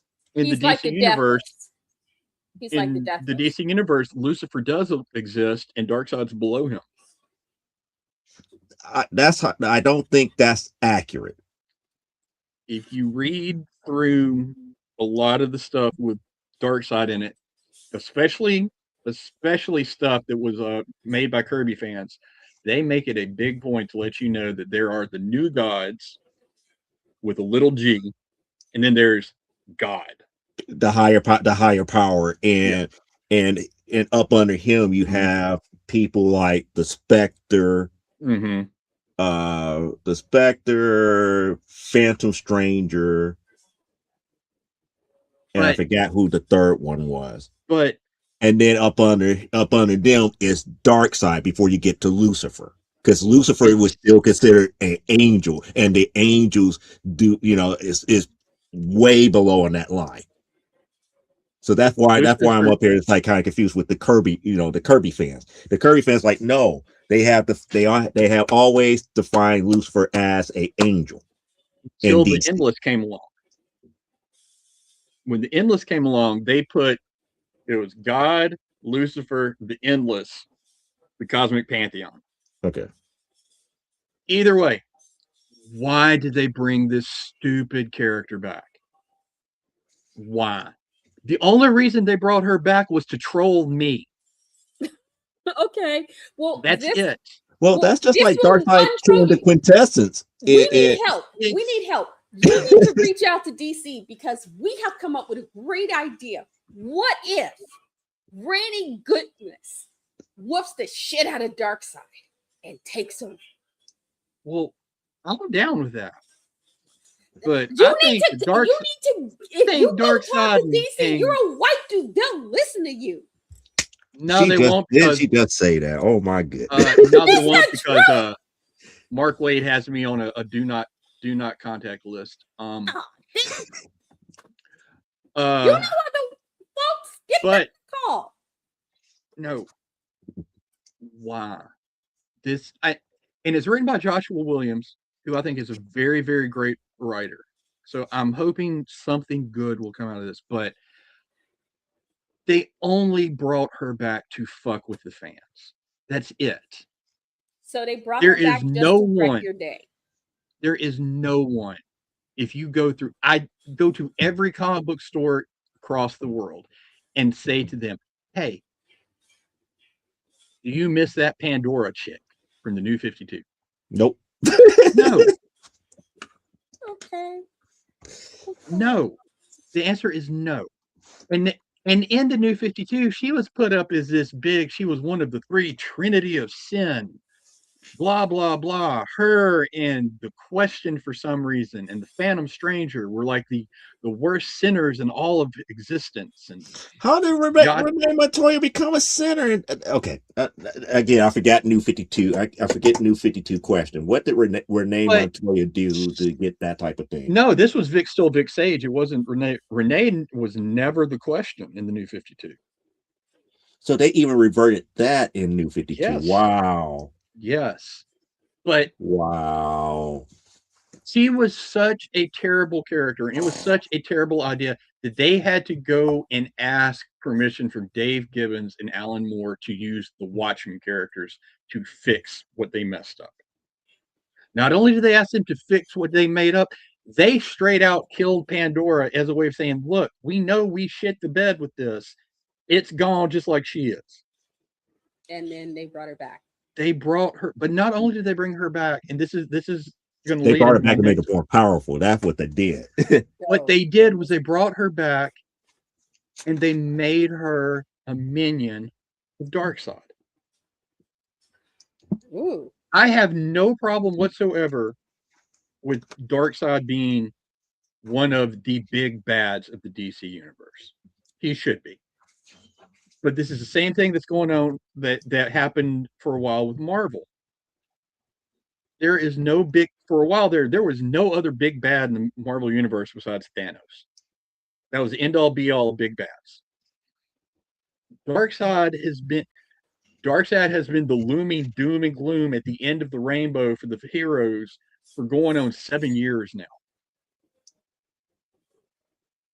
You have an 80-year history of characters you can pull from to make other big bads. Or, crazy idea, you could think up a new character. Darkseid is not the end all be all of villains in the DC universe. I don't care what anybody says. The Anti Monitor would dog walk Darkseid, but he's not. Yeah, he would. Darkseid never wiped out a multiverse. The That is Anti true. Monitor, That is true. But Darkseid did yield anti-life equations, something that Anti-Monitor cannot do. Anti Monitor doesn't need to. He wiped out the entire multiverse by himself. Mm-hmm. Darkseid, to become the end all be all big boogeyman, has to find the exact right math problem. So there are other big bads, is all I'm saying. Necron is a Could great have been a big bad until Lucifer decides to show up and smack him down. is a great big bad. I mean, hell, Brainiac would make a great big bad if he's done right. Brainiac 1, yes. But this whole idea of everything has to revolve around Darkseid is getting old. I would It's like, even suggest Vandal Savage being a good big bad for the well, DC universe. I think he'd be a great big bad, but I'm a Vandal Savage fan. I'm talking about if you're looking at that level, like Thanos snapping his fingers. I think Marvel does a better job of filling out that part of their universe with cosmic threats than DC does. But DC has a lot they could use. They have Lucifer. They have Necron. They have Neuron. I forgot his name for a second. They're the DC's version of the devil, even though they have the devil. Brainiac, Mongol with Warworld. I'm tired of them just relying on one character. And not only are they relying on one character, they're bringing back bad characters to prop up the one character they depend on. Well, again, I still look at characters like Eclipso if they actually wrote him right. Yes, Eclipso. I mean, look, I know it was the 90s and a lot of people didn't like it, but that crossover event, The Darkness Within with Eclipso, was awesome. Eclipso not being Bruce Gordon's shadow is an awesome villain. But they don't use him. They don't use him on that level, and they could. And I mean, you could even go, and this one goes back to my whole thing about everybody doesn't need a redemption arc.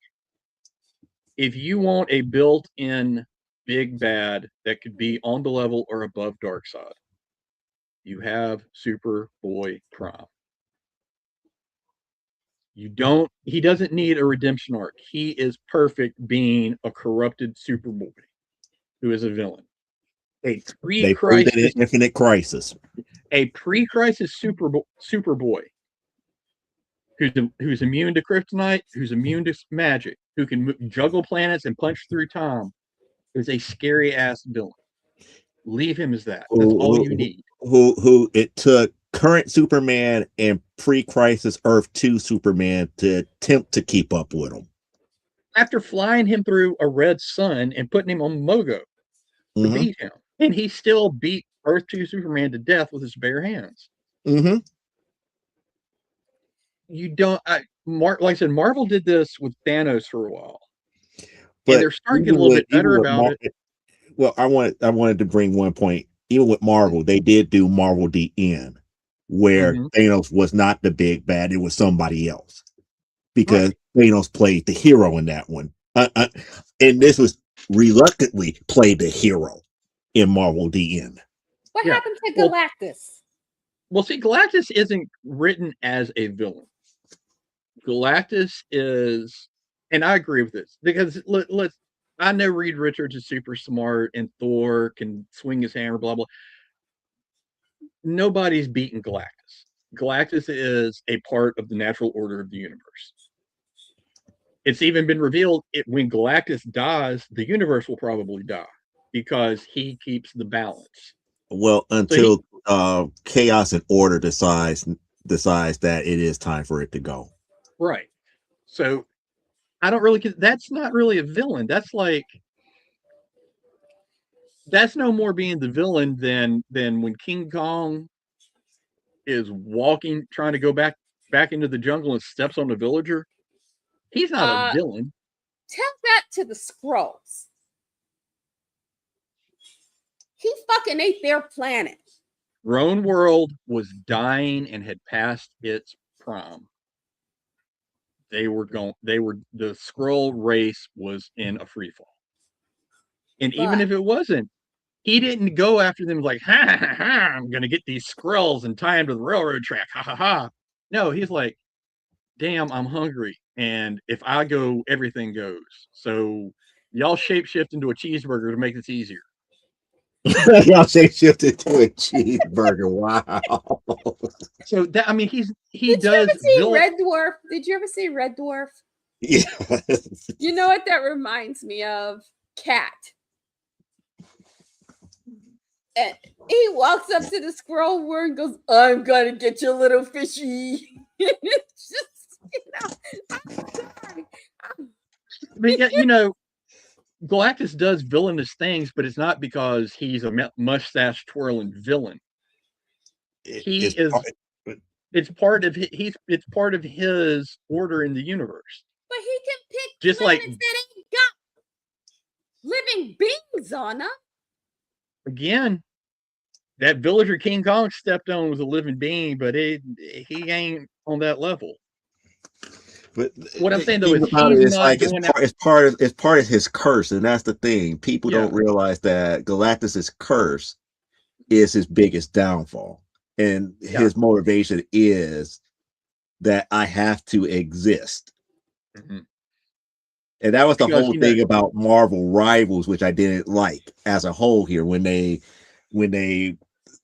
somewhat created the daughter of Galactus, Mhm. who technically is pretty much just an extension of him, but in female Mhm. form. Right. Okay. Well, Who it the wasn't. who It's the not like he procreated. It's just like it's a part of him that he left somewhere else that developed into this one multiverse creature that goes from universe to universe and everything. You know, trying to understand the nature of all things, and in doing so, she slowly developed his hunger, but she Mhm. fights it. Mm. So He could she's, go on a she's diet. not inherently evil. She's just inherently curious. Yeah. Unlike Galactus, who's like, I have to do this for survival. And it's not Mhm. that I want to eat planets. I have to eat planets Yeah. to Galactus maintain. was there at the birth of our universe, and he'll be there at the death of it. His death will signal the start of a new Marvel universe. That was the whole thing about Mm. the new universe that came out in the 80s. The Mhm. reason why Starbrand is technically supposed to become the next Galactus. Mhm. Ew. Or When Franklin Galen Richards. dies, whoever is Starbrand becomes the next Mhm. Galactus, at least according Yeah. to that legend. Oh, okay. Right. So he's not really villainous. He just does bad things because it's like, it is a volcano going off really a bad guy because he just killed all these villagers. Galactus is like that. Bruce But the shark is just swimming around doing his sharky stuff, but he's still the bad guy. well, from our perspective, but from the other shark's perspective, he just got hungry. Well, that's the thing. It's But like right, that's the question for the living tribunal. To be yeah, quite honest, it's like you got but characters like the in-betweener. The in-betweener technically is a villain, while mhm, Galactus is not. right, People like the Megas is a villain, while Galactus mhm, is not. yeah, or Thanos is a villain, while mhm, Galactus is not. yeah, because Maybe the if thing we is, could get Galactus lead. I'm down. I would like to see that in the book. Read into create. I believe what they need to do is just come out with a Galen comic They series. they What he was before the Big Bang. Mhm. That's what they Yeah, really need to do. that would be but interesting. and it's like, okay, along the same lines, another not used very often cosmic character, the Stranger, not the Mhm. Phantom Stranger from DC, but the dude with the mustache from Right. Marvel. Okay, I don't know him. He doesn't. He was the villain in issue number 2 of the X-Men. Oh, He okay. doesn't. He doesn't. He's at a level where he's not really a villain per se. It's that some of the things he does are bad for our heroes, but he's not. He's not Thanos. He's Or he's not. not whatchamacallit, Korvac. Yeah, or Korvac is um. technically not a hero, and he's not really a villain. He's a victim of circumstances Mhm. who just happen to do bad things Yeah. because again, Or the it's like, Kree gave him all this power, and he does not know how to deal with it. right, or like the Whereas Celestial. Thanos is whipped. Let's Yeah. just put it right there out there. Mm. Thanos he's pussy whipped. Yeah. Let's just Well, call a no, spade it's a even spade in that worse because regard. he's pussy whipped by somebody he never got any from. That's even No, worse. no. He's pussy whipped by somebody that he cannot be with full Mhm. time in the way that he would like to be, because in order for him to do so, it will make her too powerful, and she will hate him forever. Mhm. And it's another one. Death, Lady Death. She's not evil. She's just, No, it's not our she's just fault a Lady part of the Death is universe. not evil Thanos is an idiot. compared to Hela and Mhm. Mephisto. Right. Well, see, that's another one. And that's Mephisto. what's so weird. Lady Death is up here, but yet Hela and Mephisto are down here below them. Mhm.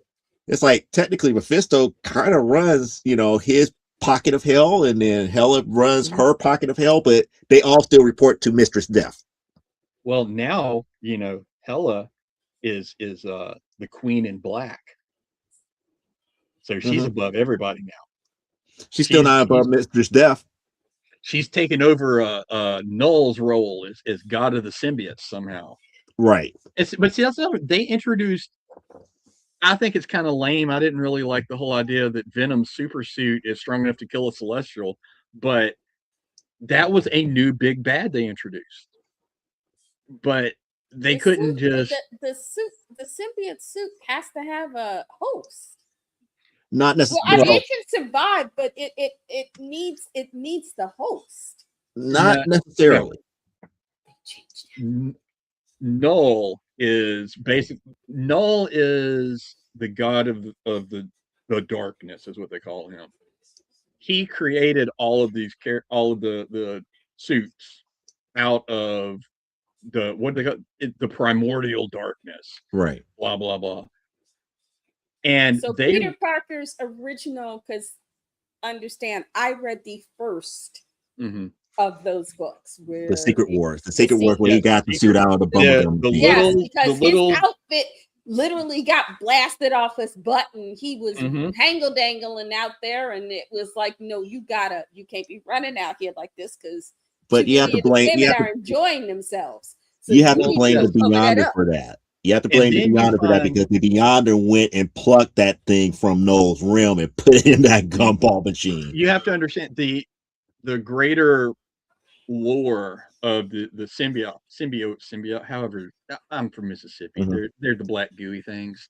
The black gooey things work.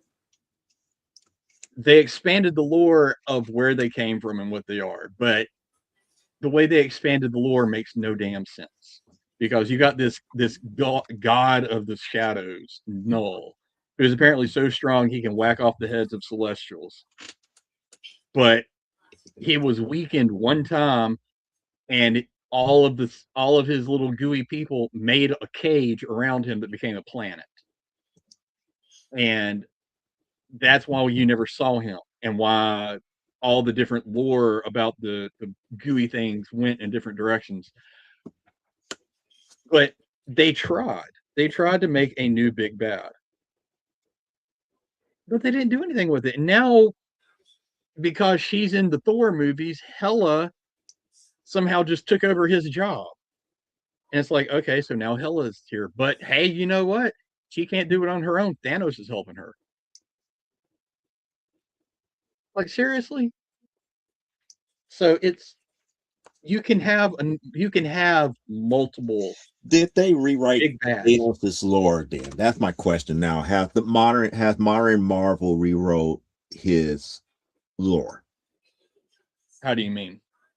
He's still a Titan. He's a He's man. still- No, when I say rewrite his lore, it's like, yeah, he's still a Titan. But the thing about it is that Thanos' lore is really that people don't understand. He's kind of like the ultimate scholar. He's not out there trying to really conquer for conquer's sake. He's up here trying to prove the point that the universe is unbalanced and that we have to take the means to fix it, whether it be by hook or by crook. Here's the Which thing. means that That if didn't- people have that to didn't die, people have to become- die. But No, the bigger here's the problem with Thanos that has always bothered me, because it's like, okay, you got the power to wipe out half the universe. Guess what, bitch? That means you also got the power to make sure all them people could have been fed. You could have expanded things. You could have made things better. Instead, you chose, your little bitch ass chose to wipe out half of the population of the universe. It's like you could have snapped your fingers and solved. Because he was like, well, this planet's got this family. You could have fixed it with a snap of your damn fingers. Your little bitch ass was too busy trying to bang death. That whole thing about balance and this and that. That wasn't his thing. Going all the way back to when he was hanging out with Adam Where Warlock he was a and child, where he wiped out most of the Titans because he couldn't figure out why he was blue and granite skin and everybody they else was weren't. pink. And he worshipped Lady Death. He got the cosmic cube because he was going to make death the center religion of the universe. He convinced Death that he had to get all 6 infinity gems, not stones. I'm looking at you, Gems. Kevin Feige. They were original gems. And snapped his fingers because he believed that death should have more control in the universe than life. So he killed half the universe to get a booty call. Well, And didn't get it. it took Lady Death to stop him because again, she knows it's like this dude is so whipped that he's trying to give me so much power that I don't need it. And that was the thing that pissed her off at the very end at Marvel the end. Well, that's the whole thing that goes back with Galactus. Yeah. There's eternity. That's, from Doctor Strange and all that. Right. He is on the one scale for life. Lady Death is on the scale for death. And in the middle, keeping the balance, is Galactus. And Lady Death was like, you're doing all this shit, but if you mess up the balance, I'm going to be out of a job either way. So I don't know. That's why I didn't. The 2 biggest problems, aside from the calling them stones, I had with the Avengers movies is they tried to make Thanos like almost altruistic, like the ends justify the means for this and that. And it's like, no, he just really's got a thing for death. Yeah, and he had a they hard on made for her such so much that it was ridiculous, and then got pissed off that Deadpool got some and he did it. And then they made this big deal out of the gauntlet, like the gauntlet's the thing that made all this happen. No, the reason they got put on a gauntlet is because Thanos wears a yellow glove, and he's like, I'm just gonna put it right here. So they overcomplicated. They overcomplicated things that didn't need to be overcomplicated in the movie. But they also, I think, because understand, my opinion of the whole why he did this thing was he's a pussy whip baby. And what he needs to do is just, I'm sorry, he's just a pussy whip baby. And he didn't get any. After all that, he still didn't get any.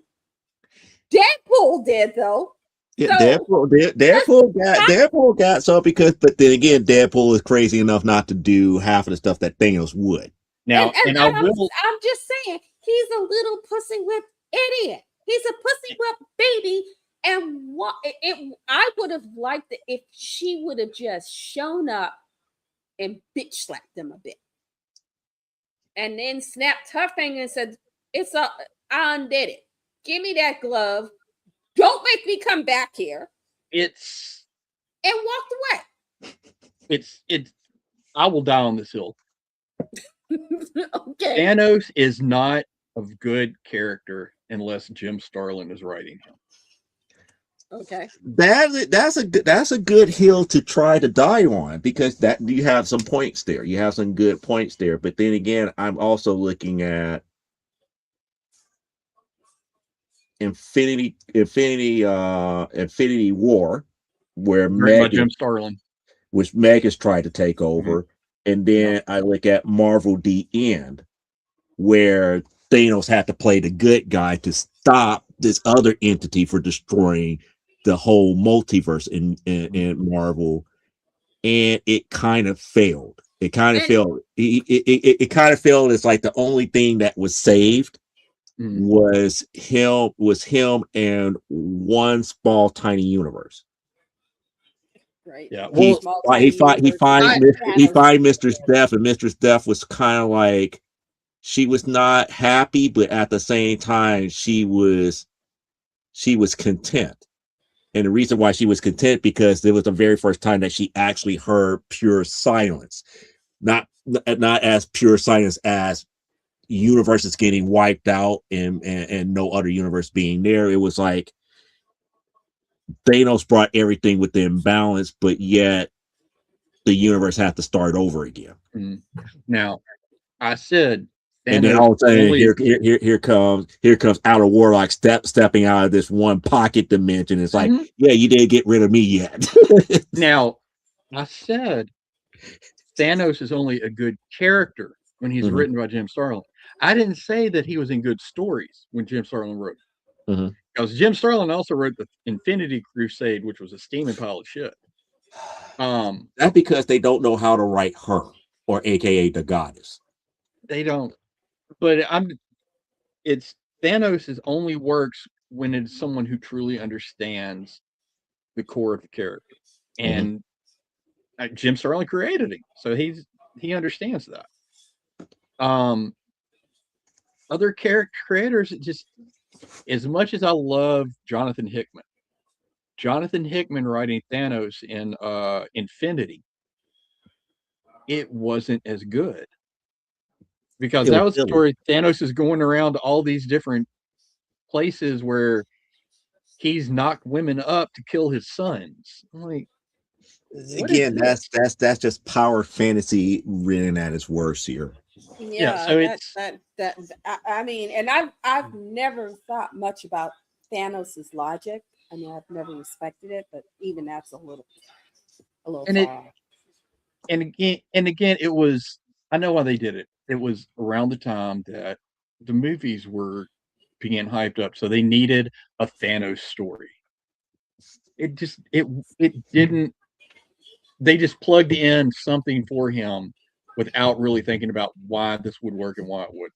Like, I'm sorry, Thanos is an awesome character and he's badass, but when he beat up Black Bolt at the beginning of it, I'm like, seriously, Thanos got his ass kicked by the Silver Surfer, and Silver Surfer's not on Black Bolt's level. So it was just, when he's not written by someone who understands the core of the character, he's not as good. And he became such the big bad of the Marvel universe for so long that the stories weren't as good. They just like, well, we got to put Thanos in something, and that's what they're doing at DC with Darkseid. I will agree with the DC and Darkseid, but the one and I mean, story I know that that's funny because the whole comparison of which came first, Thanos and Darkseid, has been going on forever. But seriously, you brought one up, the Magus. He is an awesome big bad for the Marvel universe. You never see him anymore. I'm trying to think that there's a DC character, and his name's escaping me right now, who's another on that level. It'll come to me at 2 a.m, and I'll put it in the group chat. Yeah. But there are plenty others they could use, or they could do like they did with Null at Marvel, and they make a new. I mean, they were so desperate to have a big bad, but not make a new one, that DC made Pariah from Crisis on Infinite Earth a bad guy in an event. Dang. They could have created a new one. So it's just as aggravated as I am that they brought Pandora back, I'm more aggravated that they can't just bring her back. She has to be tied to Darkseid. You don't have to be. You could bring her back and make her a villain. Everybody already hates her, so she'd make a perfect big bad. If you're going to use her, like Jason Todd, he would have been if they would have left him a villain instead of making him the Red Hood again, he would have been a perfect Bat villain. Yeah, a Robin trained by Batman, who was then trained by Ra's al Ghul, who has no qualms about killing somebody and has a vendetta against the Bat family. That's a scary character. And a possible character like how Bruce treats Selena, a person that he would never take to Arkham because he still feels that he could be redeemed. Right. That is a good bad guy, but they couldn't go that way. Some characters, just let them be bad guys. If the story is leaning that way and it makes sense, let them go that way. You don't. Every character doesn't. You have to have big bads. You can't always keep bringing up the same ones. It's like, And not every bad guy needs a character arc. Or, not every bad guy needs a redemption. Yeah, Right. that's You a can redemption just arc. be Not a every bad bad guy needs it. Let him be just like not every hero needs to suddenly turn into the villain, because I've seen that trend and it's beginning to bother me. Not every bad guy needs to suddenly go on that redemption arc. Not every hero has to have some kind of sad ass backstory to become a hero. Mhm.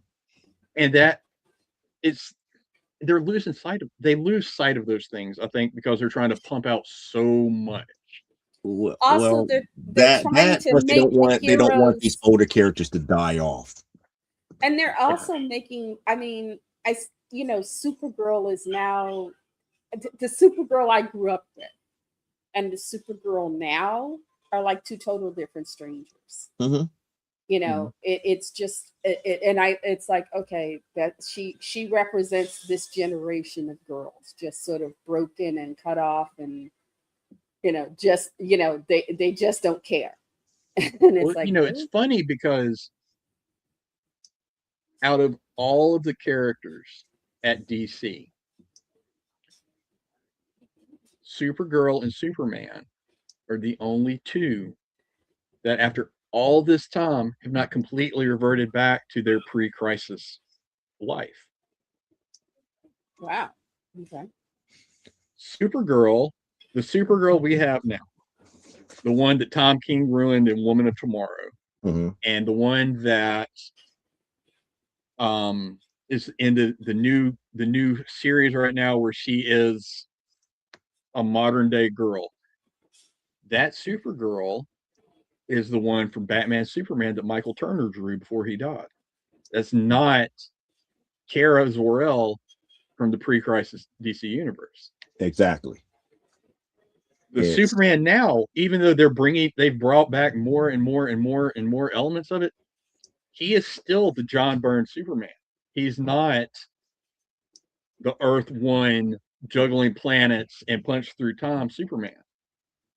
Those and are the only two characters. not even the Earth 2 goody two shoes, the embodiment of America, but yet the most powerful alien that have ever been Superman. Those Either. are the only two characters. Well, the only two characters that are completely that way. The only other one close to it is Wonder Woman. Not They even have close, never. because the Wonder Woman that we have now is not Earth 2 Wonder Woman. It is it is the what's his name? It's It is the the George Perez George Wonder Woman. Perez Wonder Woman. Yeah. After she got relaunched again. Her Mhm. Earth 2 Wonder Woman, her mythos is gone. It's almost like it's been eradicated. Yes, because they replaced it with Hippolyta. That's right. Hippolyta was the one. Hippolyta was is the who stand-in for the was Earth the one 2 Wonder Woman. who served in World War II and all of that, and that just No, like Hippolyta was the one who actually joined JSA. Yeah, in okay, World War the II. Justice Society. Yeah, they Mhm. were And World War II.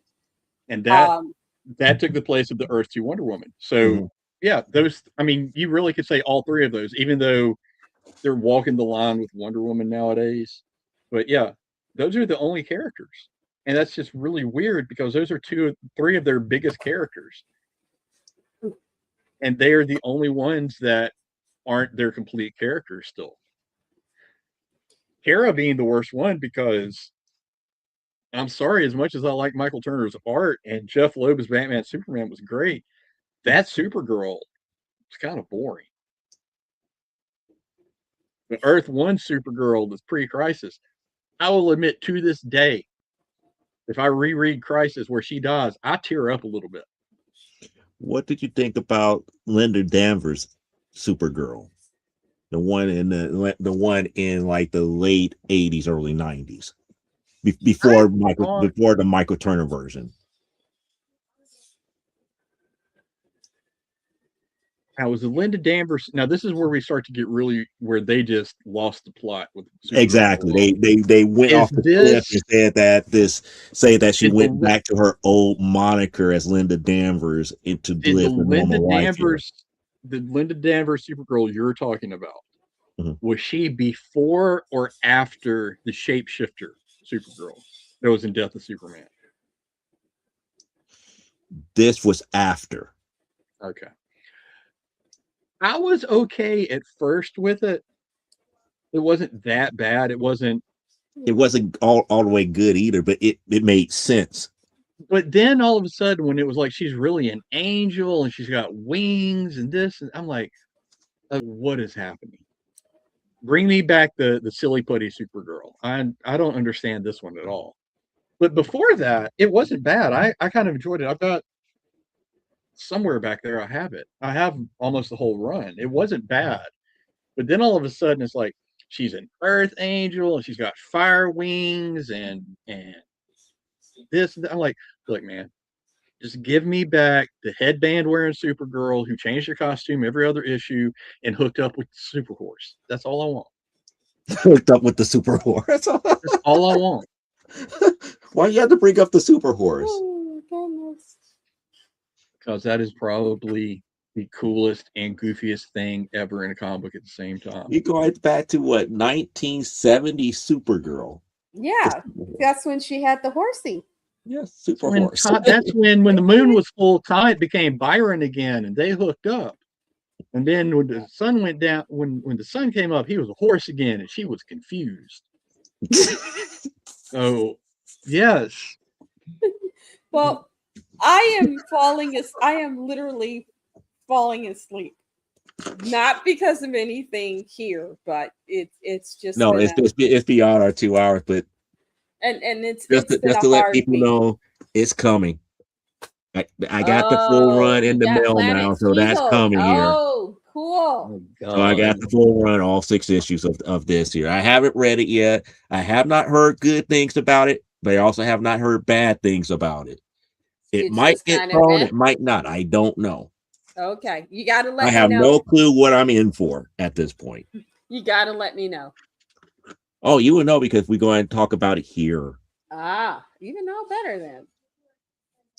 So like I said, we're going to get back to, so we talk about comic books, but we're going to get back to some old school comic book reviewing soon here.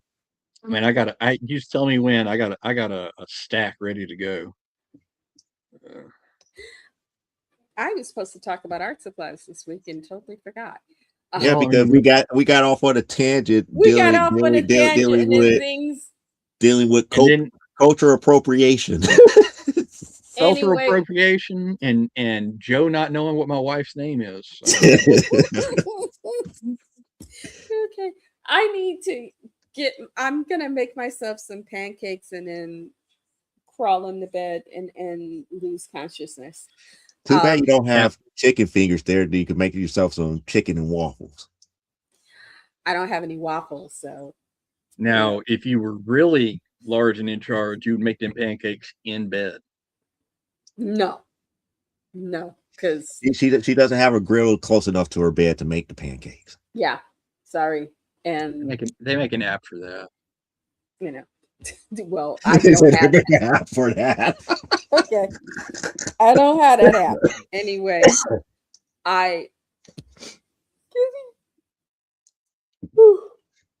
Sorry. I'm sorry, y'all. I gotta eat and then go to bed because I just realized we had two completely different conversations about two completely different things, and somehow tied both of them back to bestiality.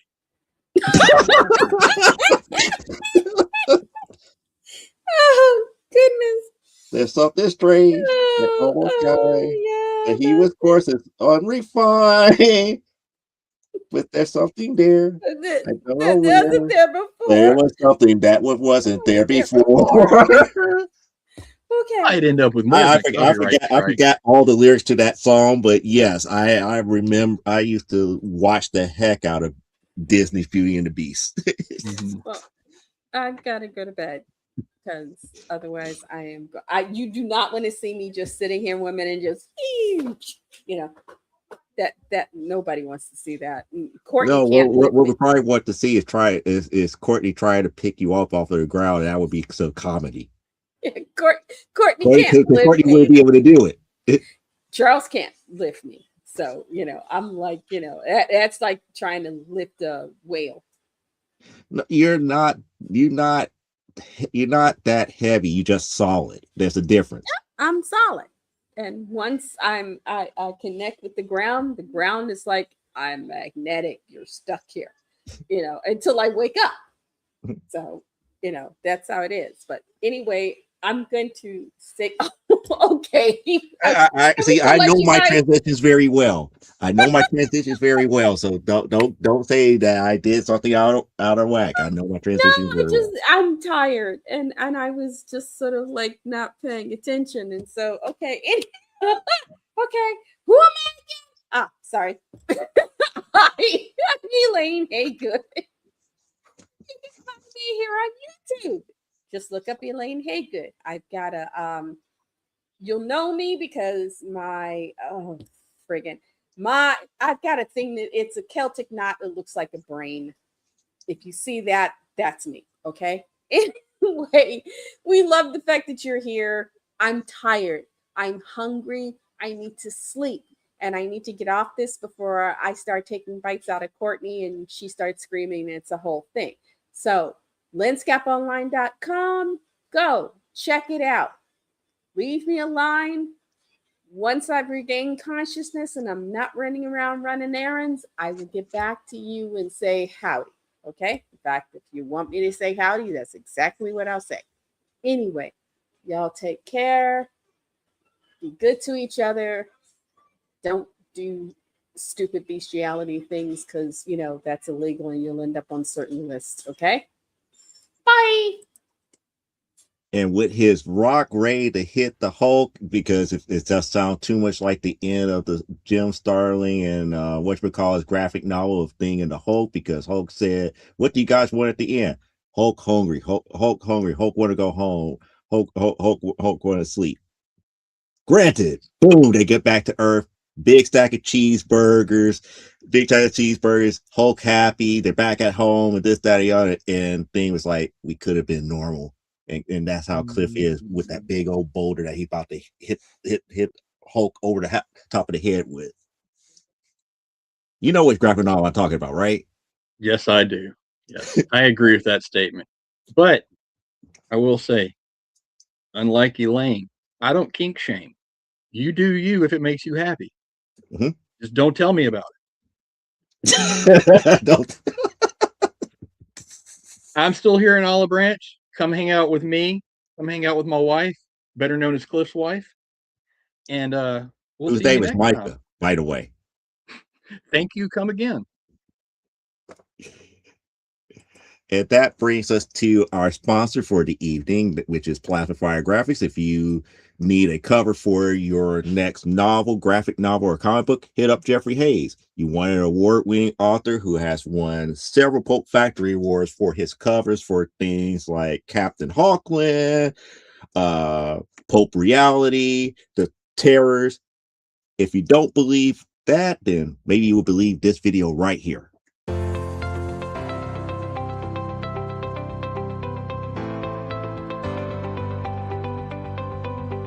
You've worked hard and written a great book. Now, it's time to give it a great cover. If you're an indie author or small press publisher, Plasma Fire Graphics is your source for affordable cover illustration and graphic design.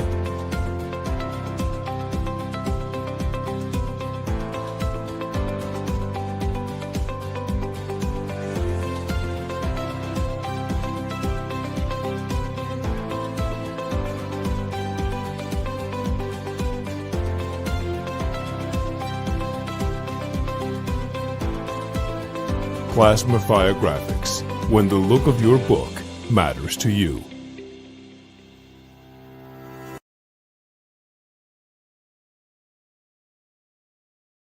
You see those graphics that could be on your books right there. So if you like what you saw, hit up Jeffrey Hayes at plasmafiregraphics.com here. As far as I'm concerned, I will be back here Saturday for another episode of From the Desk of a Small Press Publisher. As I showed you here, we got new books that did come in here. We're probably going to not have a very big show on this Saturday, depending on what happens in comic book news between now and then, because there's not too much to talk about here. I have been working my rear off to get this last couple of pages of this chapter for Legends of Giantess Slayer done here. So hopefully by then I probably have a couple more pages of that to show you here before we get back on the main storylines for Primetime Saturday night and Amazonia here. But until then, unlike our founder Brian K. Morris, I don't care if you wash your hands, but never, and I do mean never, apologize for being awesome. As I would say, let's life grow and be well, and we'll catch you here next Thursday right here on Comic Book Spectrum. Have a good evening and enjoy the rest of your day. Bye.